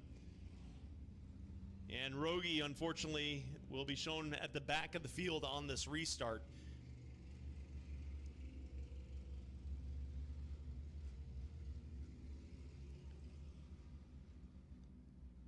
Looks like it's going to be choose your own adventure coming up. Choose your own lane. As the Cascanet Ford Bronco Pace Truck bringing the field on down once again. Bancroft electing to go, it looks like, to the inside. Pettinelli outside. Harrowith inside. Papin outside. Ramsey to the inside. They line them up side by side.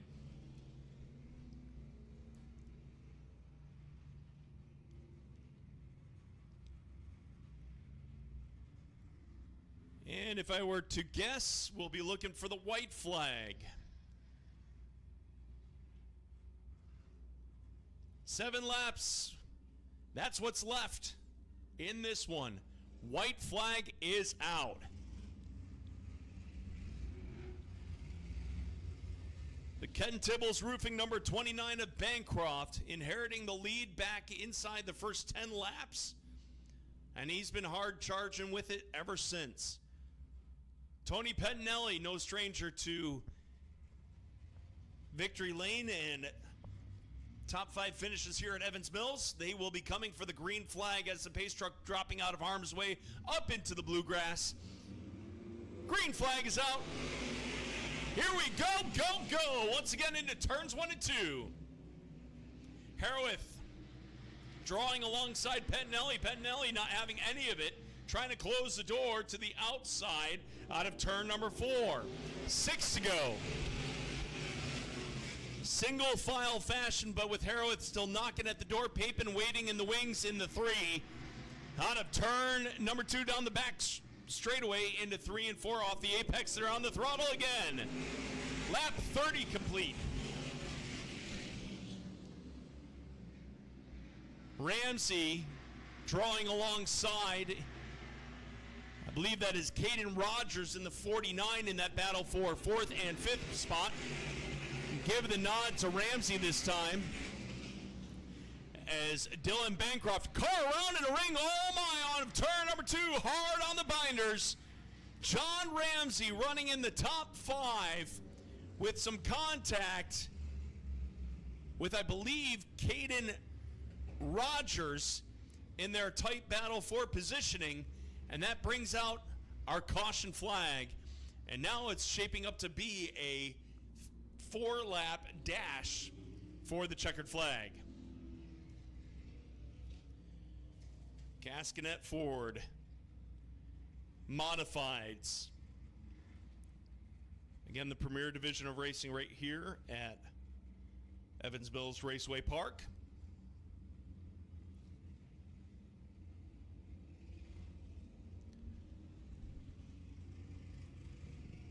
And we are single file fashion.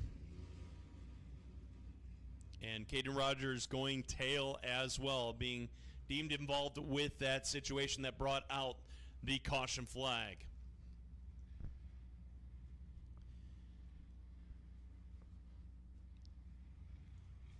Track crew looking over things, making sure everything is deemed race safe and that the lineup is complete.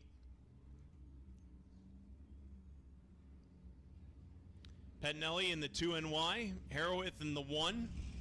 They were duking it out. At the last restart,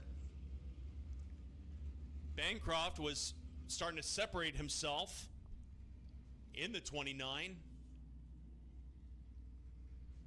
It will be his first feature win if he's able to complete this and finish strong.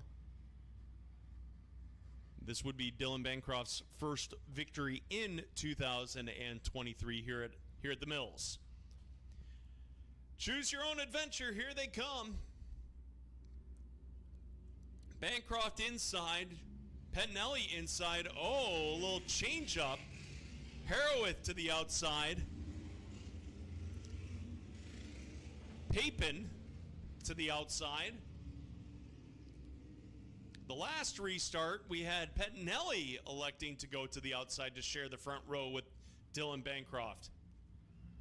So now it's current points leader in the 1, Craig Harrowith.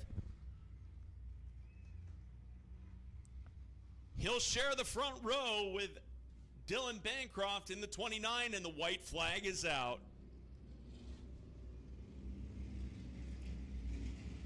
Who's it going to be? How's it going to get done, as my partner in crime at Ransville likes to say? Who's it going to be and how's it going to get done? It's Bancroft, Harrowith, Pettinelli, Papin. 1, 2, 3, and 4. Let's not count out Randy Brunel in the 007 in 5th. Green flag is out, and it's a 4-lap dash, ladies and gentlemen. They'll work out of turn number 2. Let's see if Harrowith can give him all he's got for the lead on the outside, and it looks like it will not get the job done this time. But Pettinelli in the 2NY, riding in the position respected with his number, he is side by side alongside Harrowith's number 1, working now out of turn number 4. The barrel popsicle sticks are up, indicating 2 laps to go, 2 circuits. Around here they come. You can throw a blanket over positions 2, 3, and 4. Bancroft will lead the charge with the white flag out. He's laid out the real estate, ladies and gentlemen, and Bancroft is looking to cash in for his first win. Off the apex, they're going to be back on the throttle again. Scoresby ready for third. Bancroft is in for the win. It's Pettinelli, Harrowith, Papin, Brunel, Arthur, Dinsler, Trombley, Rogie, and Ramsey will round out the top 10. So a lot of change-ups happening due to attrition in this one. Behind it, Dylan Bancroft in the 29. A lot of different back pocket spots belonging to different drivers, including John Ramsey, Craig Harrowith, Tony Pettinelli, and of course the 03 of Andre Rogie as well. But we've got some Legends cars coming your way next. But he's in for the win. How about a big round of applause for his first feature win of 2023? It's Dylan Bancroft in the 29.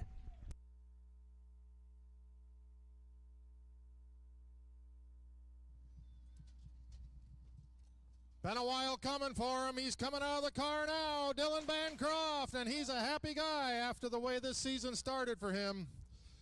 Ken Tibbles Roofing, Hahn Welding Supply. Copenhagen, the town on the map here tonight. Congratulations, Dylan. Somebody's happy for you. I'm only going to talk to you. I'm not going to kiss you. Is that all right? Better not. Better not, he says. So you got a long green flag run. You're way out in front. Then the caution comes out. What goes through your mind at that point? Well, the first thing that went through my mind was who was starting behind me. Tires were going to cool down a lot. Didn't know what the car was going to do on cold tires again. That's about it. It's been a long haul getting this car repaired. Had a hard time getting parts. Did you ever think you'd be standing here this year yet? Every time I go to the racetrack, I come to win, so yeah. All right, Dylan Bancroft. I just want to give a shout out to Michelle Ward. We're thinking about you. Hey, Michelle Ward, you betcha, absolutely. Needs our prayers. Dylan Bancroft, winner tonight for the Cascanet Ford Modified 35-lap feature. First of the year, and there may be many more to come.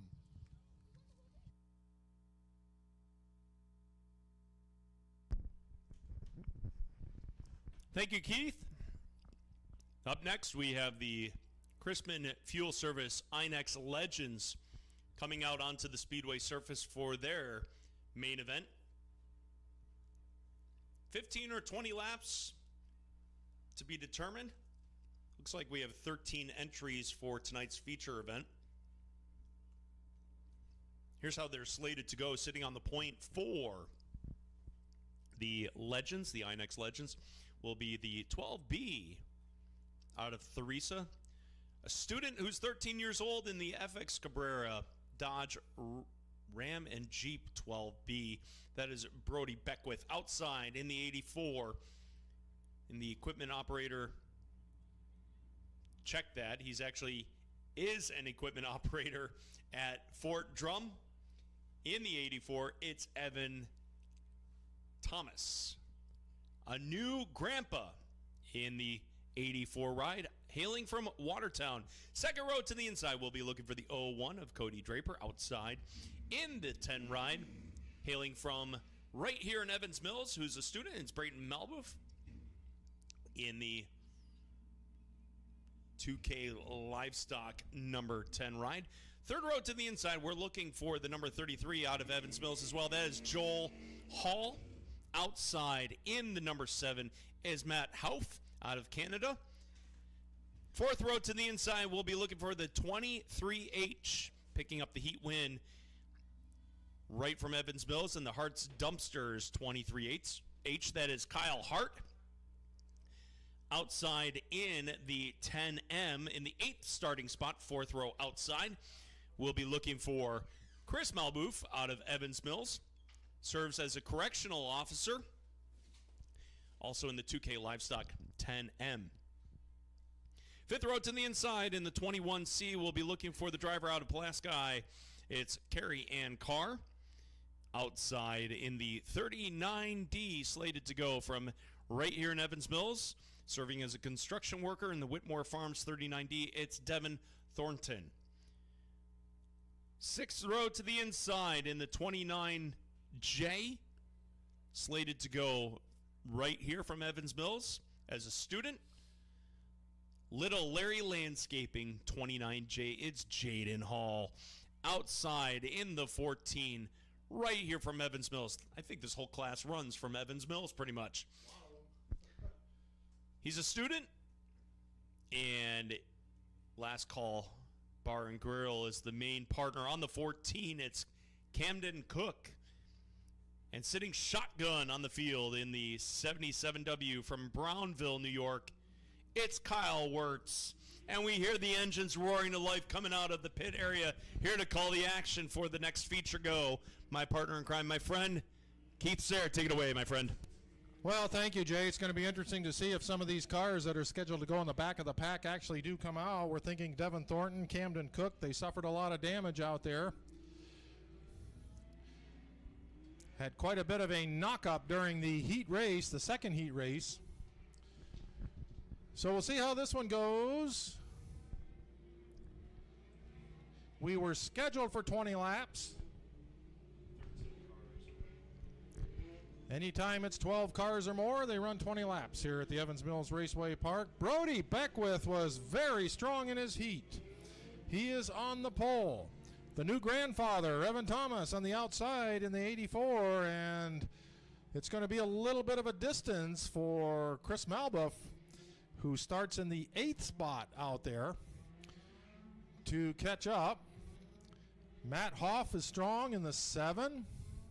White flag is out. It'll be 20 laps around for 12 cars.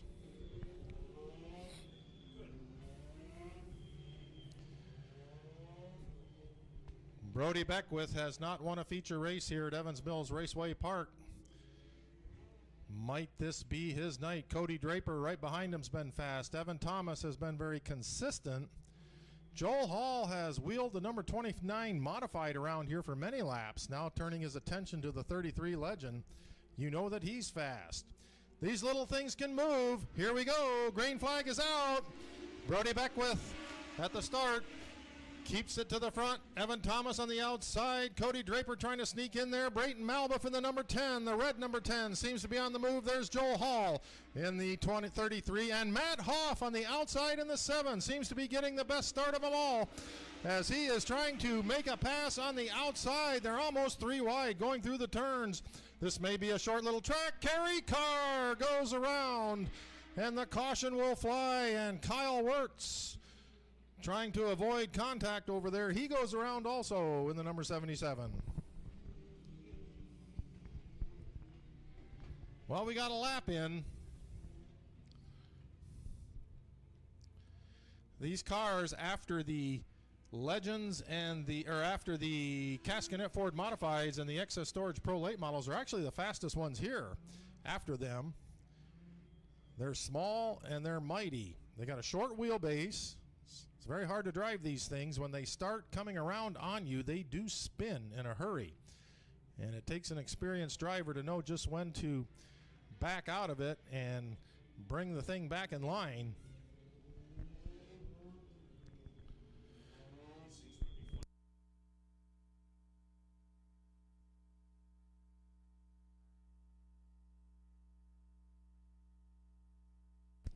What do you think's going through Brody Beckwith's mind up front there?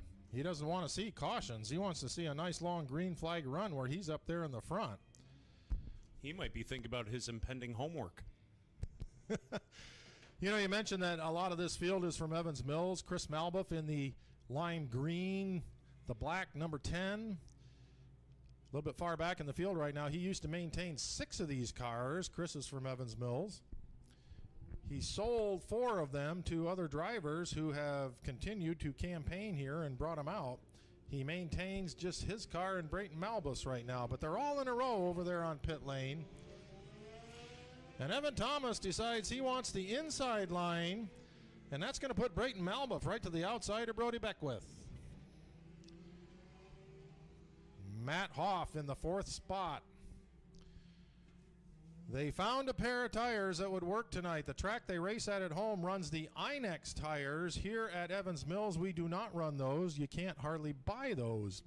So there is a special Sport Compact Hoosier tire that they are allowed to run in this field. But you cannot run the Inex shocks. So the number 7 car had a lot of adjustments to make, but they made some changes on it.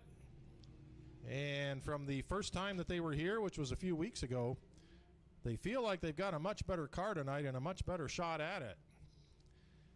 I don't think we've had a Canadian in victory lane yet here this year at Evans Mills Raceway Park. Matt Hoff might have a pretty good shot at it out there in the number 7.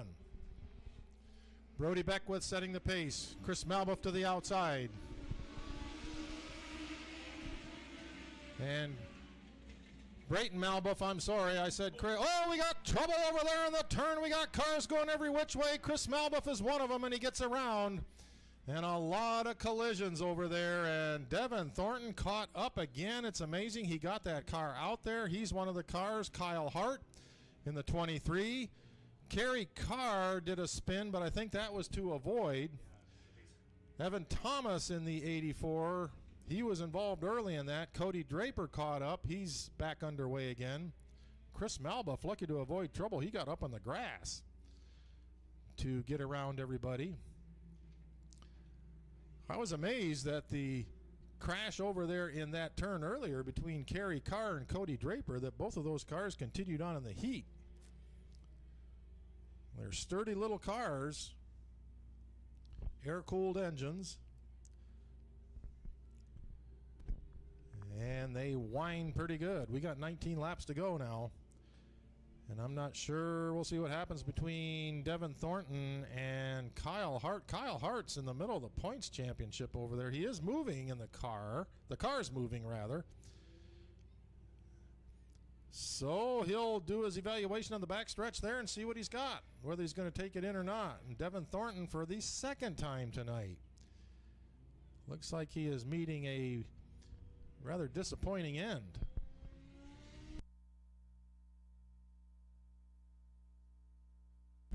Kyle Hart is staying out there.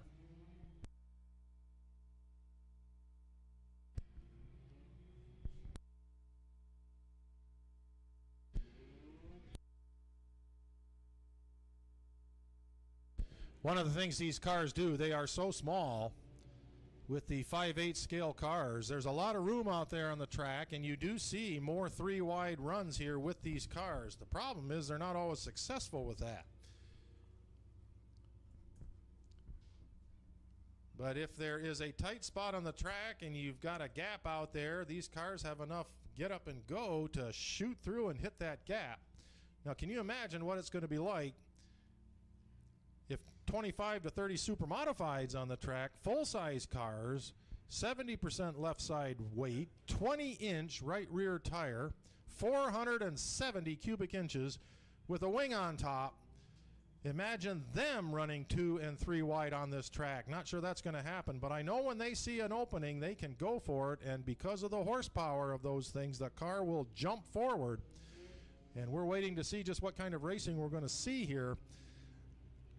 And at 100 laps long, tire wear is going to be a factor. So whoever takes care of them the best, and we know certain drivers that are very good at that.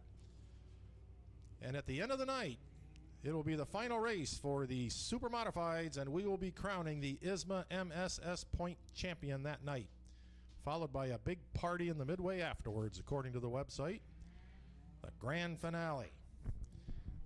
Word is that you are going to be paying for that party, Keith. Well, I'm not going to sing a song, I'll tell you what.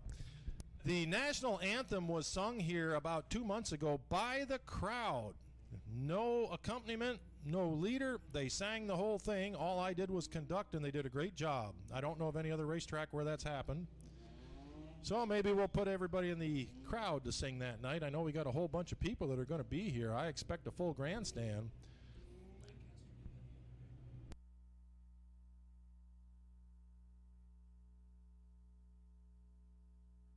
Well, Jay Trainer just told me an even better story at Lancaster, which is the track where I first started racing. They had problems with the PA system, so the crowd spontaneously sang the national anthem by themselves. That had to be pretty cool. Both the Canadian and the American national anthem, they sang. Amazing. That is impressive.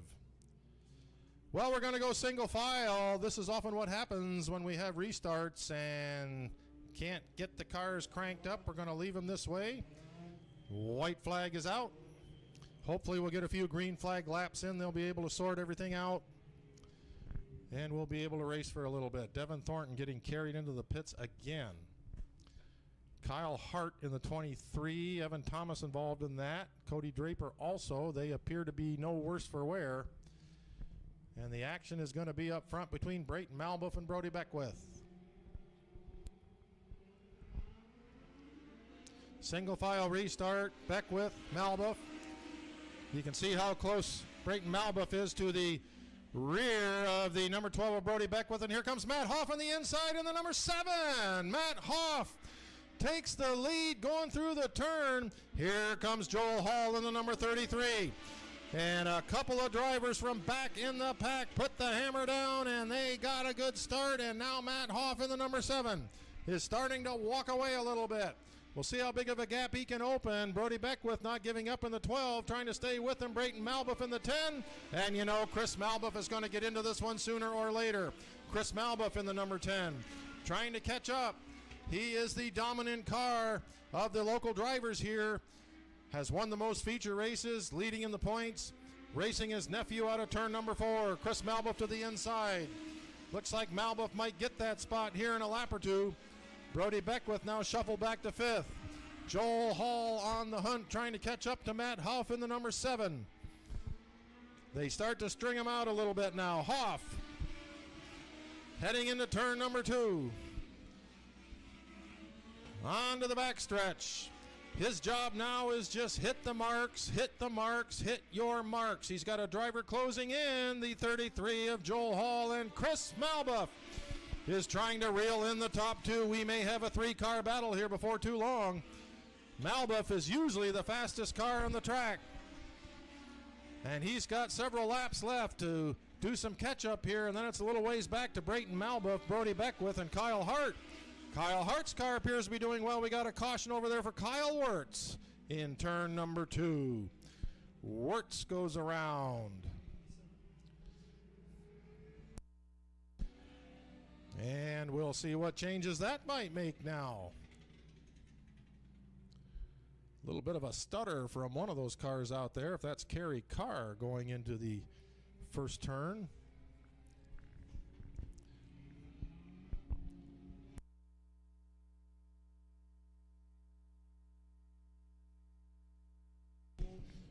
Kyle Wirtz retakes his position at the end. Well, ladies and gentlemen, the concession stand is about to close. If you want some good hot pizza, they've got a bunch of it there, and everything else that you can get down there. They're getting down to the end of the line on food. They're going to close pretty soon. Now's the time to jump back there and get something to eat for the ride home. You can almost taste the hot dogs and French fries they sell here at Evans Mills Raceway Park.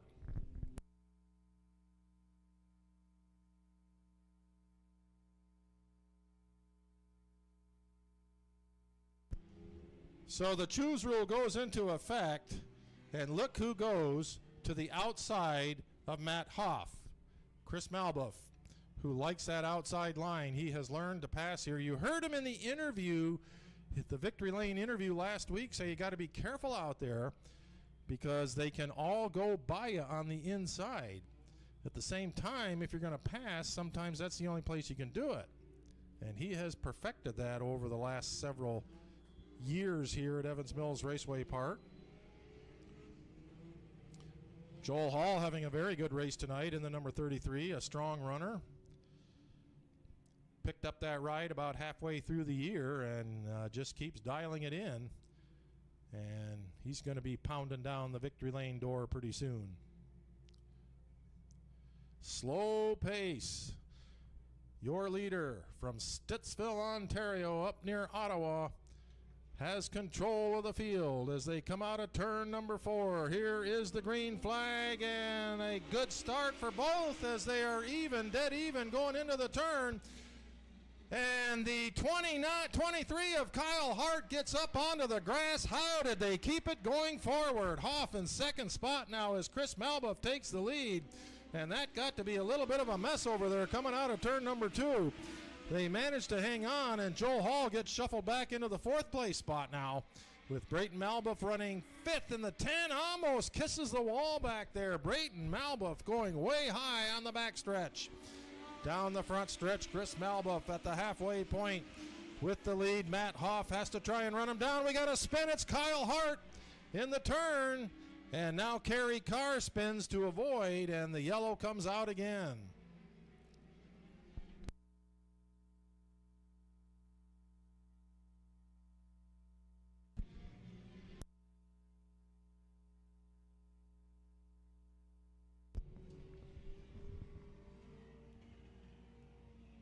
Well, Keith, you said it.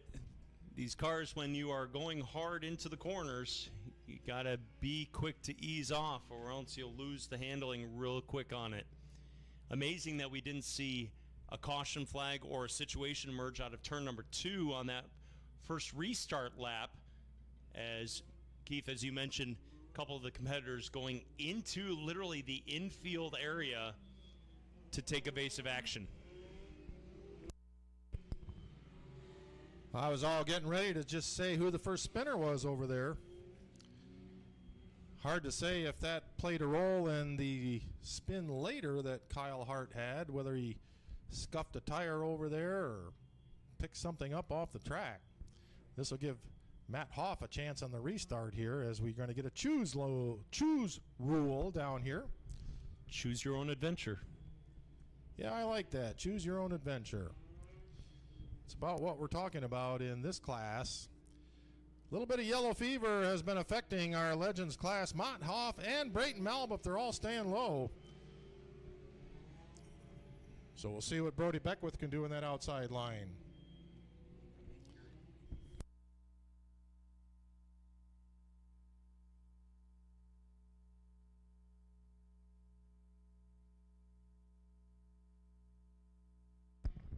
And Keith, it looks like we'll be looking at the white flag this time by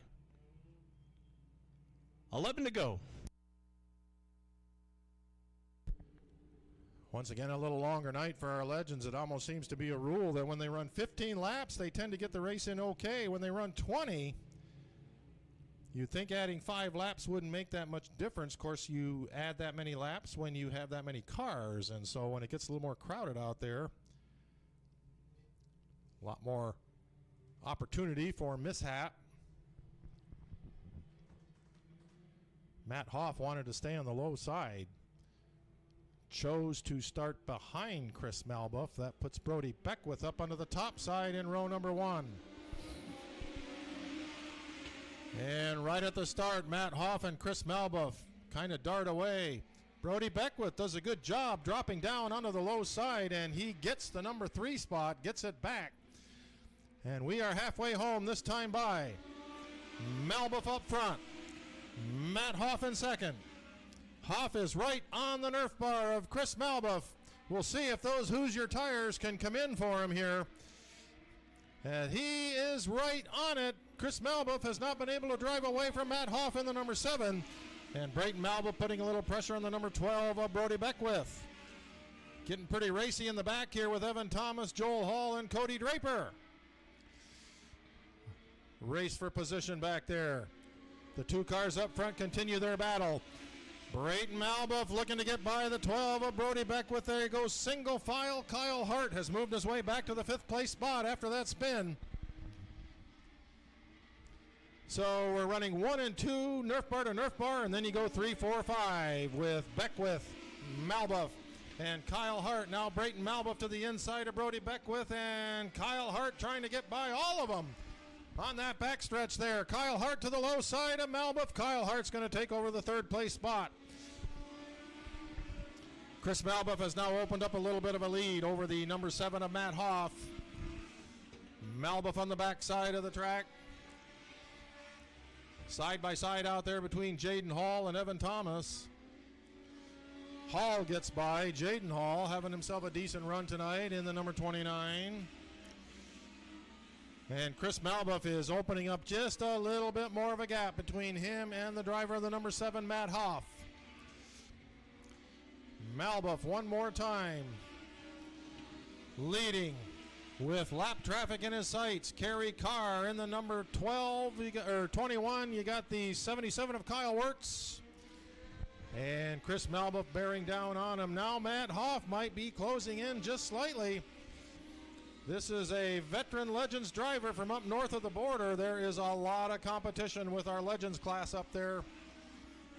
The INEX sanctioned Legends. We got the Chrisman Fuel Service Legends here at Evans Mills Raceway Park. Kerry Carr ducking way down low to stay out of the way. Kyle Wirtz, the next one that's going to see traffic, and Malbuff to the inside, Matt Hoff to the inside. They both get by. Time running out for Matt Hoff as the white flag comes out. Chris Malbuff with the lead.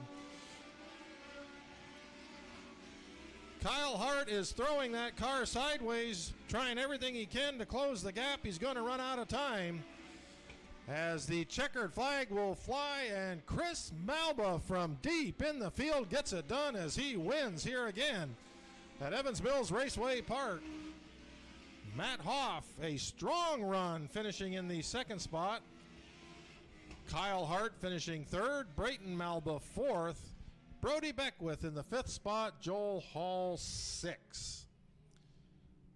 So he got it done again, and it didn't look like he was going to be able to. Chris Malbuff, after starting 8th on the field,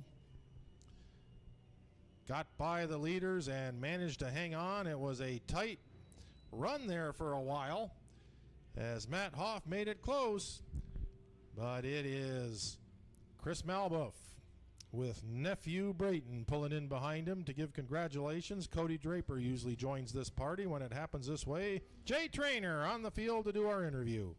All right, we are down here trackside. He's going to open up his driver's side door and climb out.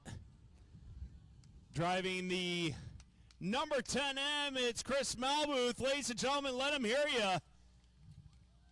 Big round of applause for the driver in the 10M. Chris, come on over here. You know, you were able to make the move at the halfway point. Did the caution flag coming out, did that help you at all? Yeah, absolutely. We were back there in traffic, and when I got to choose the outside, I was going for it. It was either going to work or I was going backwards. And, of course, you had him to your tail. You guys were kind of like going back and forth a little bit. Talk about the race a little bit more. I tried not to look in my mirror with a guy like Matt behind you. He's pretty good, so to beat him feels pretty good, not going to lie. Awesome. Now, what makes your racing possible? Who do you got to thank tonight? I'd like to thank 2K Livestock, Della Sealing and Striping, Encores, Kids, John Hoover Inn, Small Beginnings Daycare, my family, my friends. Everybody helps. It's a team effort with all of us. Awesome, ladies and gentlemen. Let them hear you. Big round of applause for Chris Malbuth.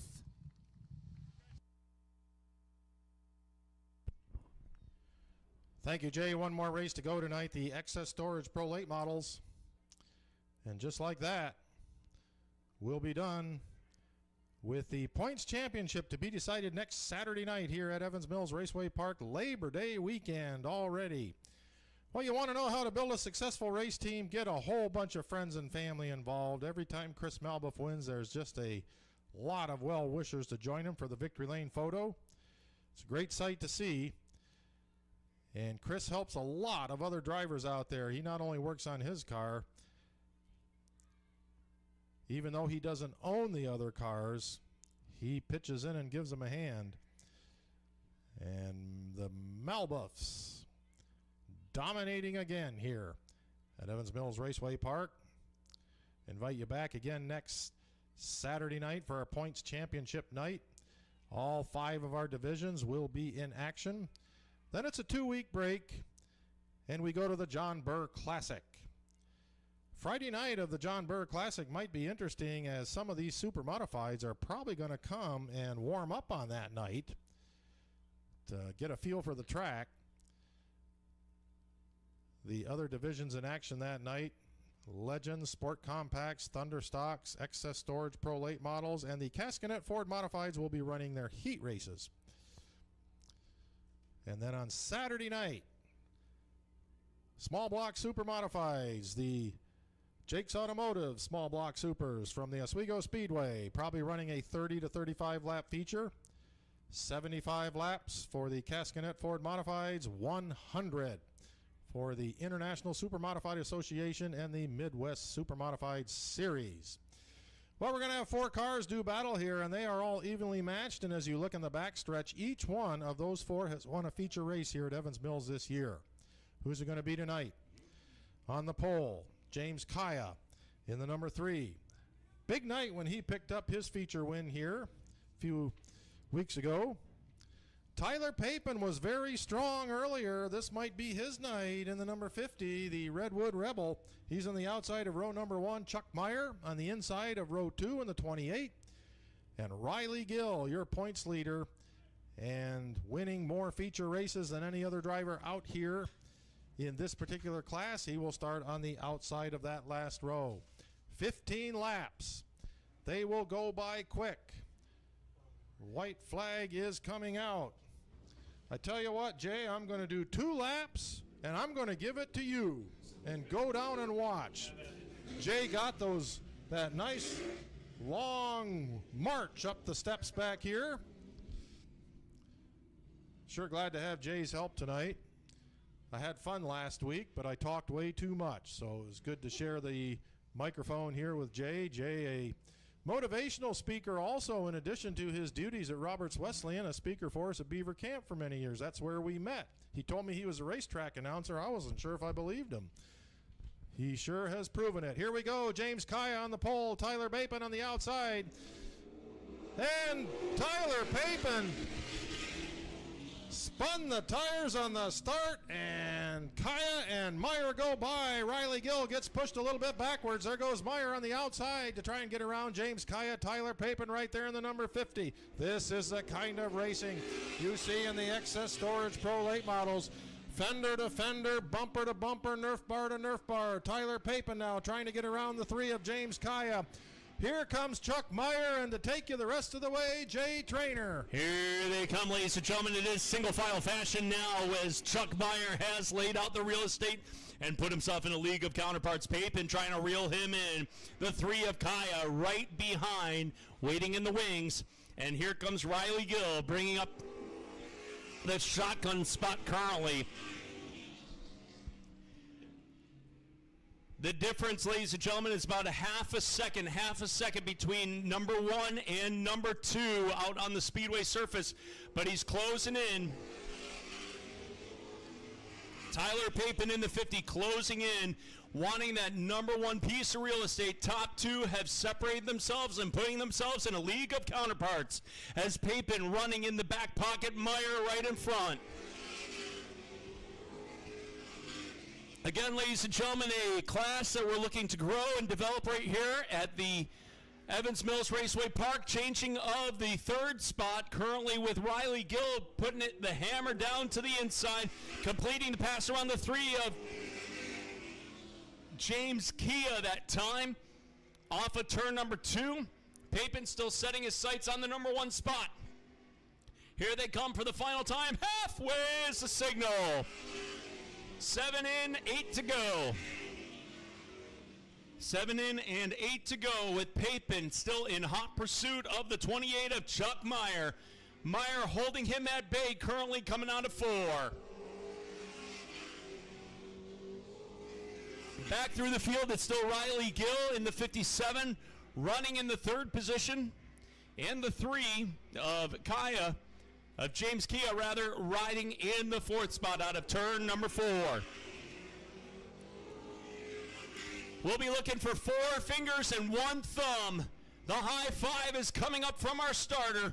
4 fingers and 1 thumb, waving them on their way. And now the 28 of Chuck Meyer has really laid out the real estate. He's separated himself from Tyler Bapin in the 50. Working now lap number 11, completing lap number 11 this time out. Chuck Meyer, Bapin, Gill, and James Kaya bringing up the tail. Here they come.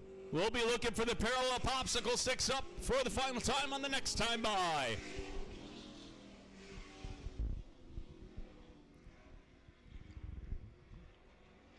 Chuck Meyer out for a Saturday evening cruise with 13 down and 2 to go. The popsicle sticks are in the air.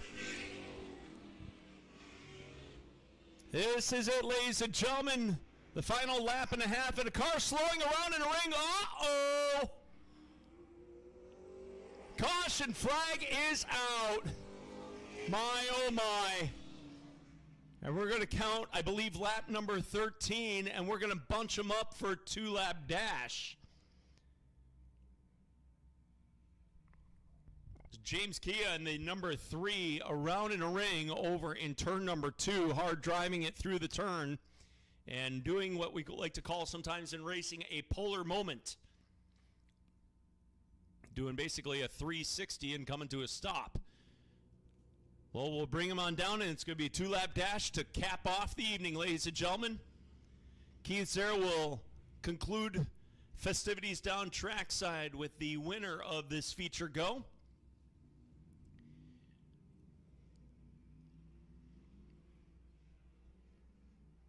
And I believe the white flag is just going to come out this time. Oh, we're going to do choose your own adventure. Pick your lane. I don't know if I'm Chuck Meyer, Keith. I think I'm going to go on the high side. Make it interesting. Strong competitor in the number 28 ride. Chuck Meyer at the keyboard of the full fender frenzied Access Storage Pro late model. FLF Race Cars sponsors that 28 ride, and he'll be shown on the inside. Papin on the outside.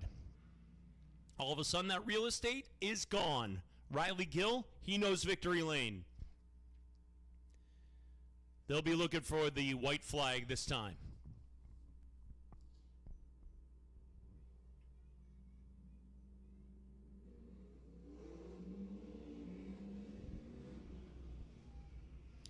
White flag is out.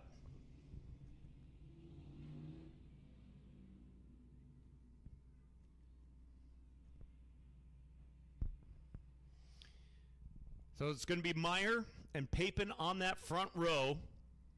Again, this is a division that we're looking to grow here at Evans Mills Raceway Park. If you're interested, you can talk to our track officials and talk to the office. Green flag is out, 2-lap dash. The engines roar to life into turns 1 and 2 off the apex. It's Meyer holding on to that point position. Papin in hot pursuit. And the white flag is out. Hold on. They sort things out. Gill waiting in the wings. Riley Gill in the 57 tucking it downstairs. Hard contact through the corners. And my oh my, the yellow flag is going to come out.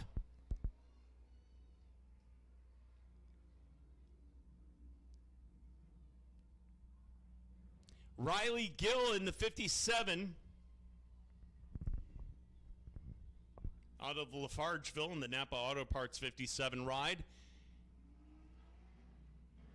is going to be shown at the back of the field, as well as Chuck Meyer in the 28.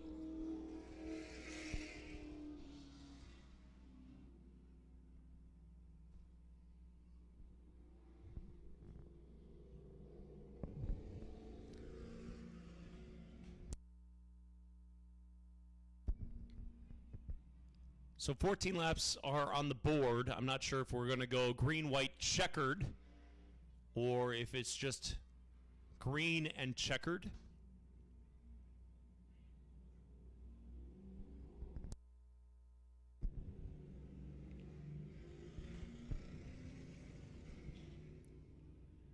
James Kia now inherits the lead to the inside, and Papin going tail.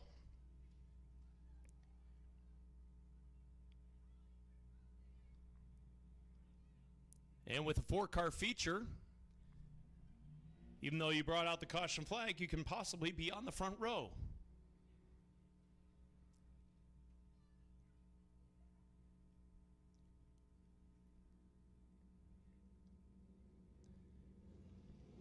Let's choose your own lane. Gill to the outside. Kia to the inside. Meyer to the inside, and Papin to the outside.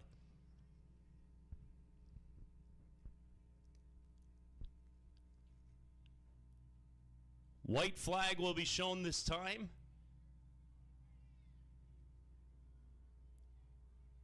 And again, let's see how these competitors will sort things out. Meyer was really laying out the real estate, and the white flag does come out. Row reversal, rather. The back two were in the front at one point on the last restart, and the switched spots. Pace truck will be dropping out of harm's way up in the bluegrass, and they're coming for the green flag.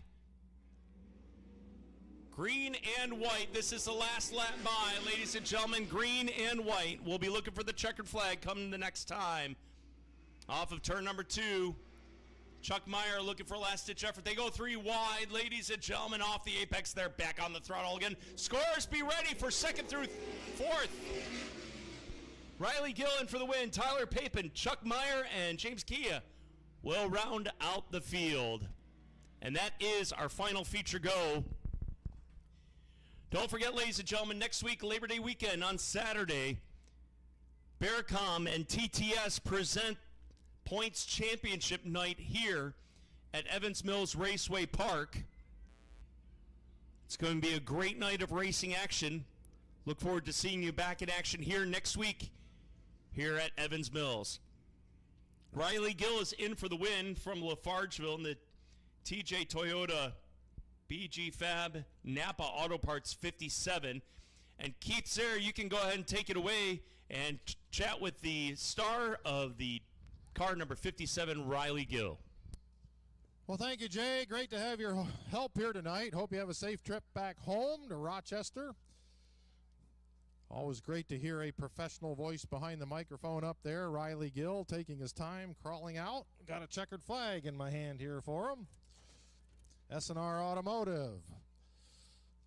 Keep that sign where everybody can see it. They've been great sponsors here tonight. They've been helping us out for a number of years. Riley's had a full night in the modifieds and now here in the late models. So giving him a little bit of extra time to get out of the car is not a bad idea. Here he is, Riley Gill. I don't think he expected to be here, but he is. Got another one in. How about we do that? Here's your checkered flag, buddy. So, what do you see down there? I see where somebody parked their back bumper on my hood. A lot of bumping going on back there. What was it like from your perspective of what happened over there in turn 2? Oh, that was a whole lot of not wanting to repeat what happened a couple weeks ago in the heat race and making sure I hit the brakes as hard as I could this time. So you're playing catch-up really from the third place spot. The other two guys are way out front, and suddenly you're here in victory lane. What's that feel like? Well, it just goes to show that any race can go any way. It could come down to tracking somebody down, or it could be, the short game. As long as we got you here, what's it like in a Cascanet Ford modified out there? It's different. Different. Well, he knows how to win in this car. Riley Gill in the number 57 in victory lane one more time. The class of the field here at Evans Mills Raceway Park. Ladies and gentlemen, thanks for being here tonight on S&R Automotive Night and First Responders Night. Be careful going home. On behalf of Nick Zero, Jay Trainer, myself, Lee and Peggy Gill, hope to see you back here next week. One more night of points here at Evans Mills Raceway Park. See you in a week, everyone. Have a great night.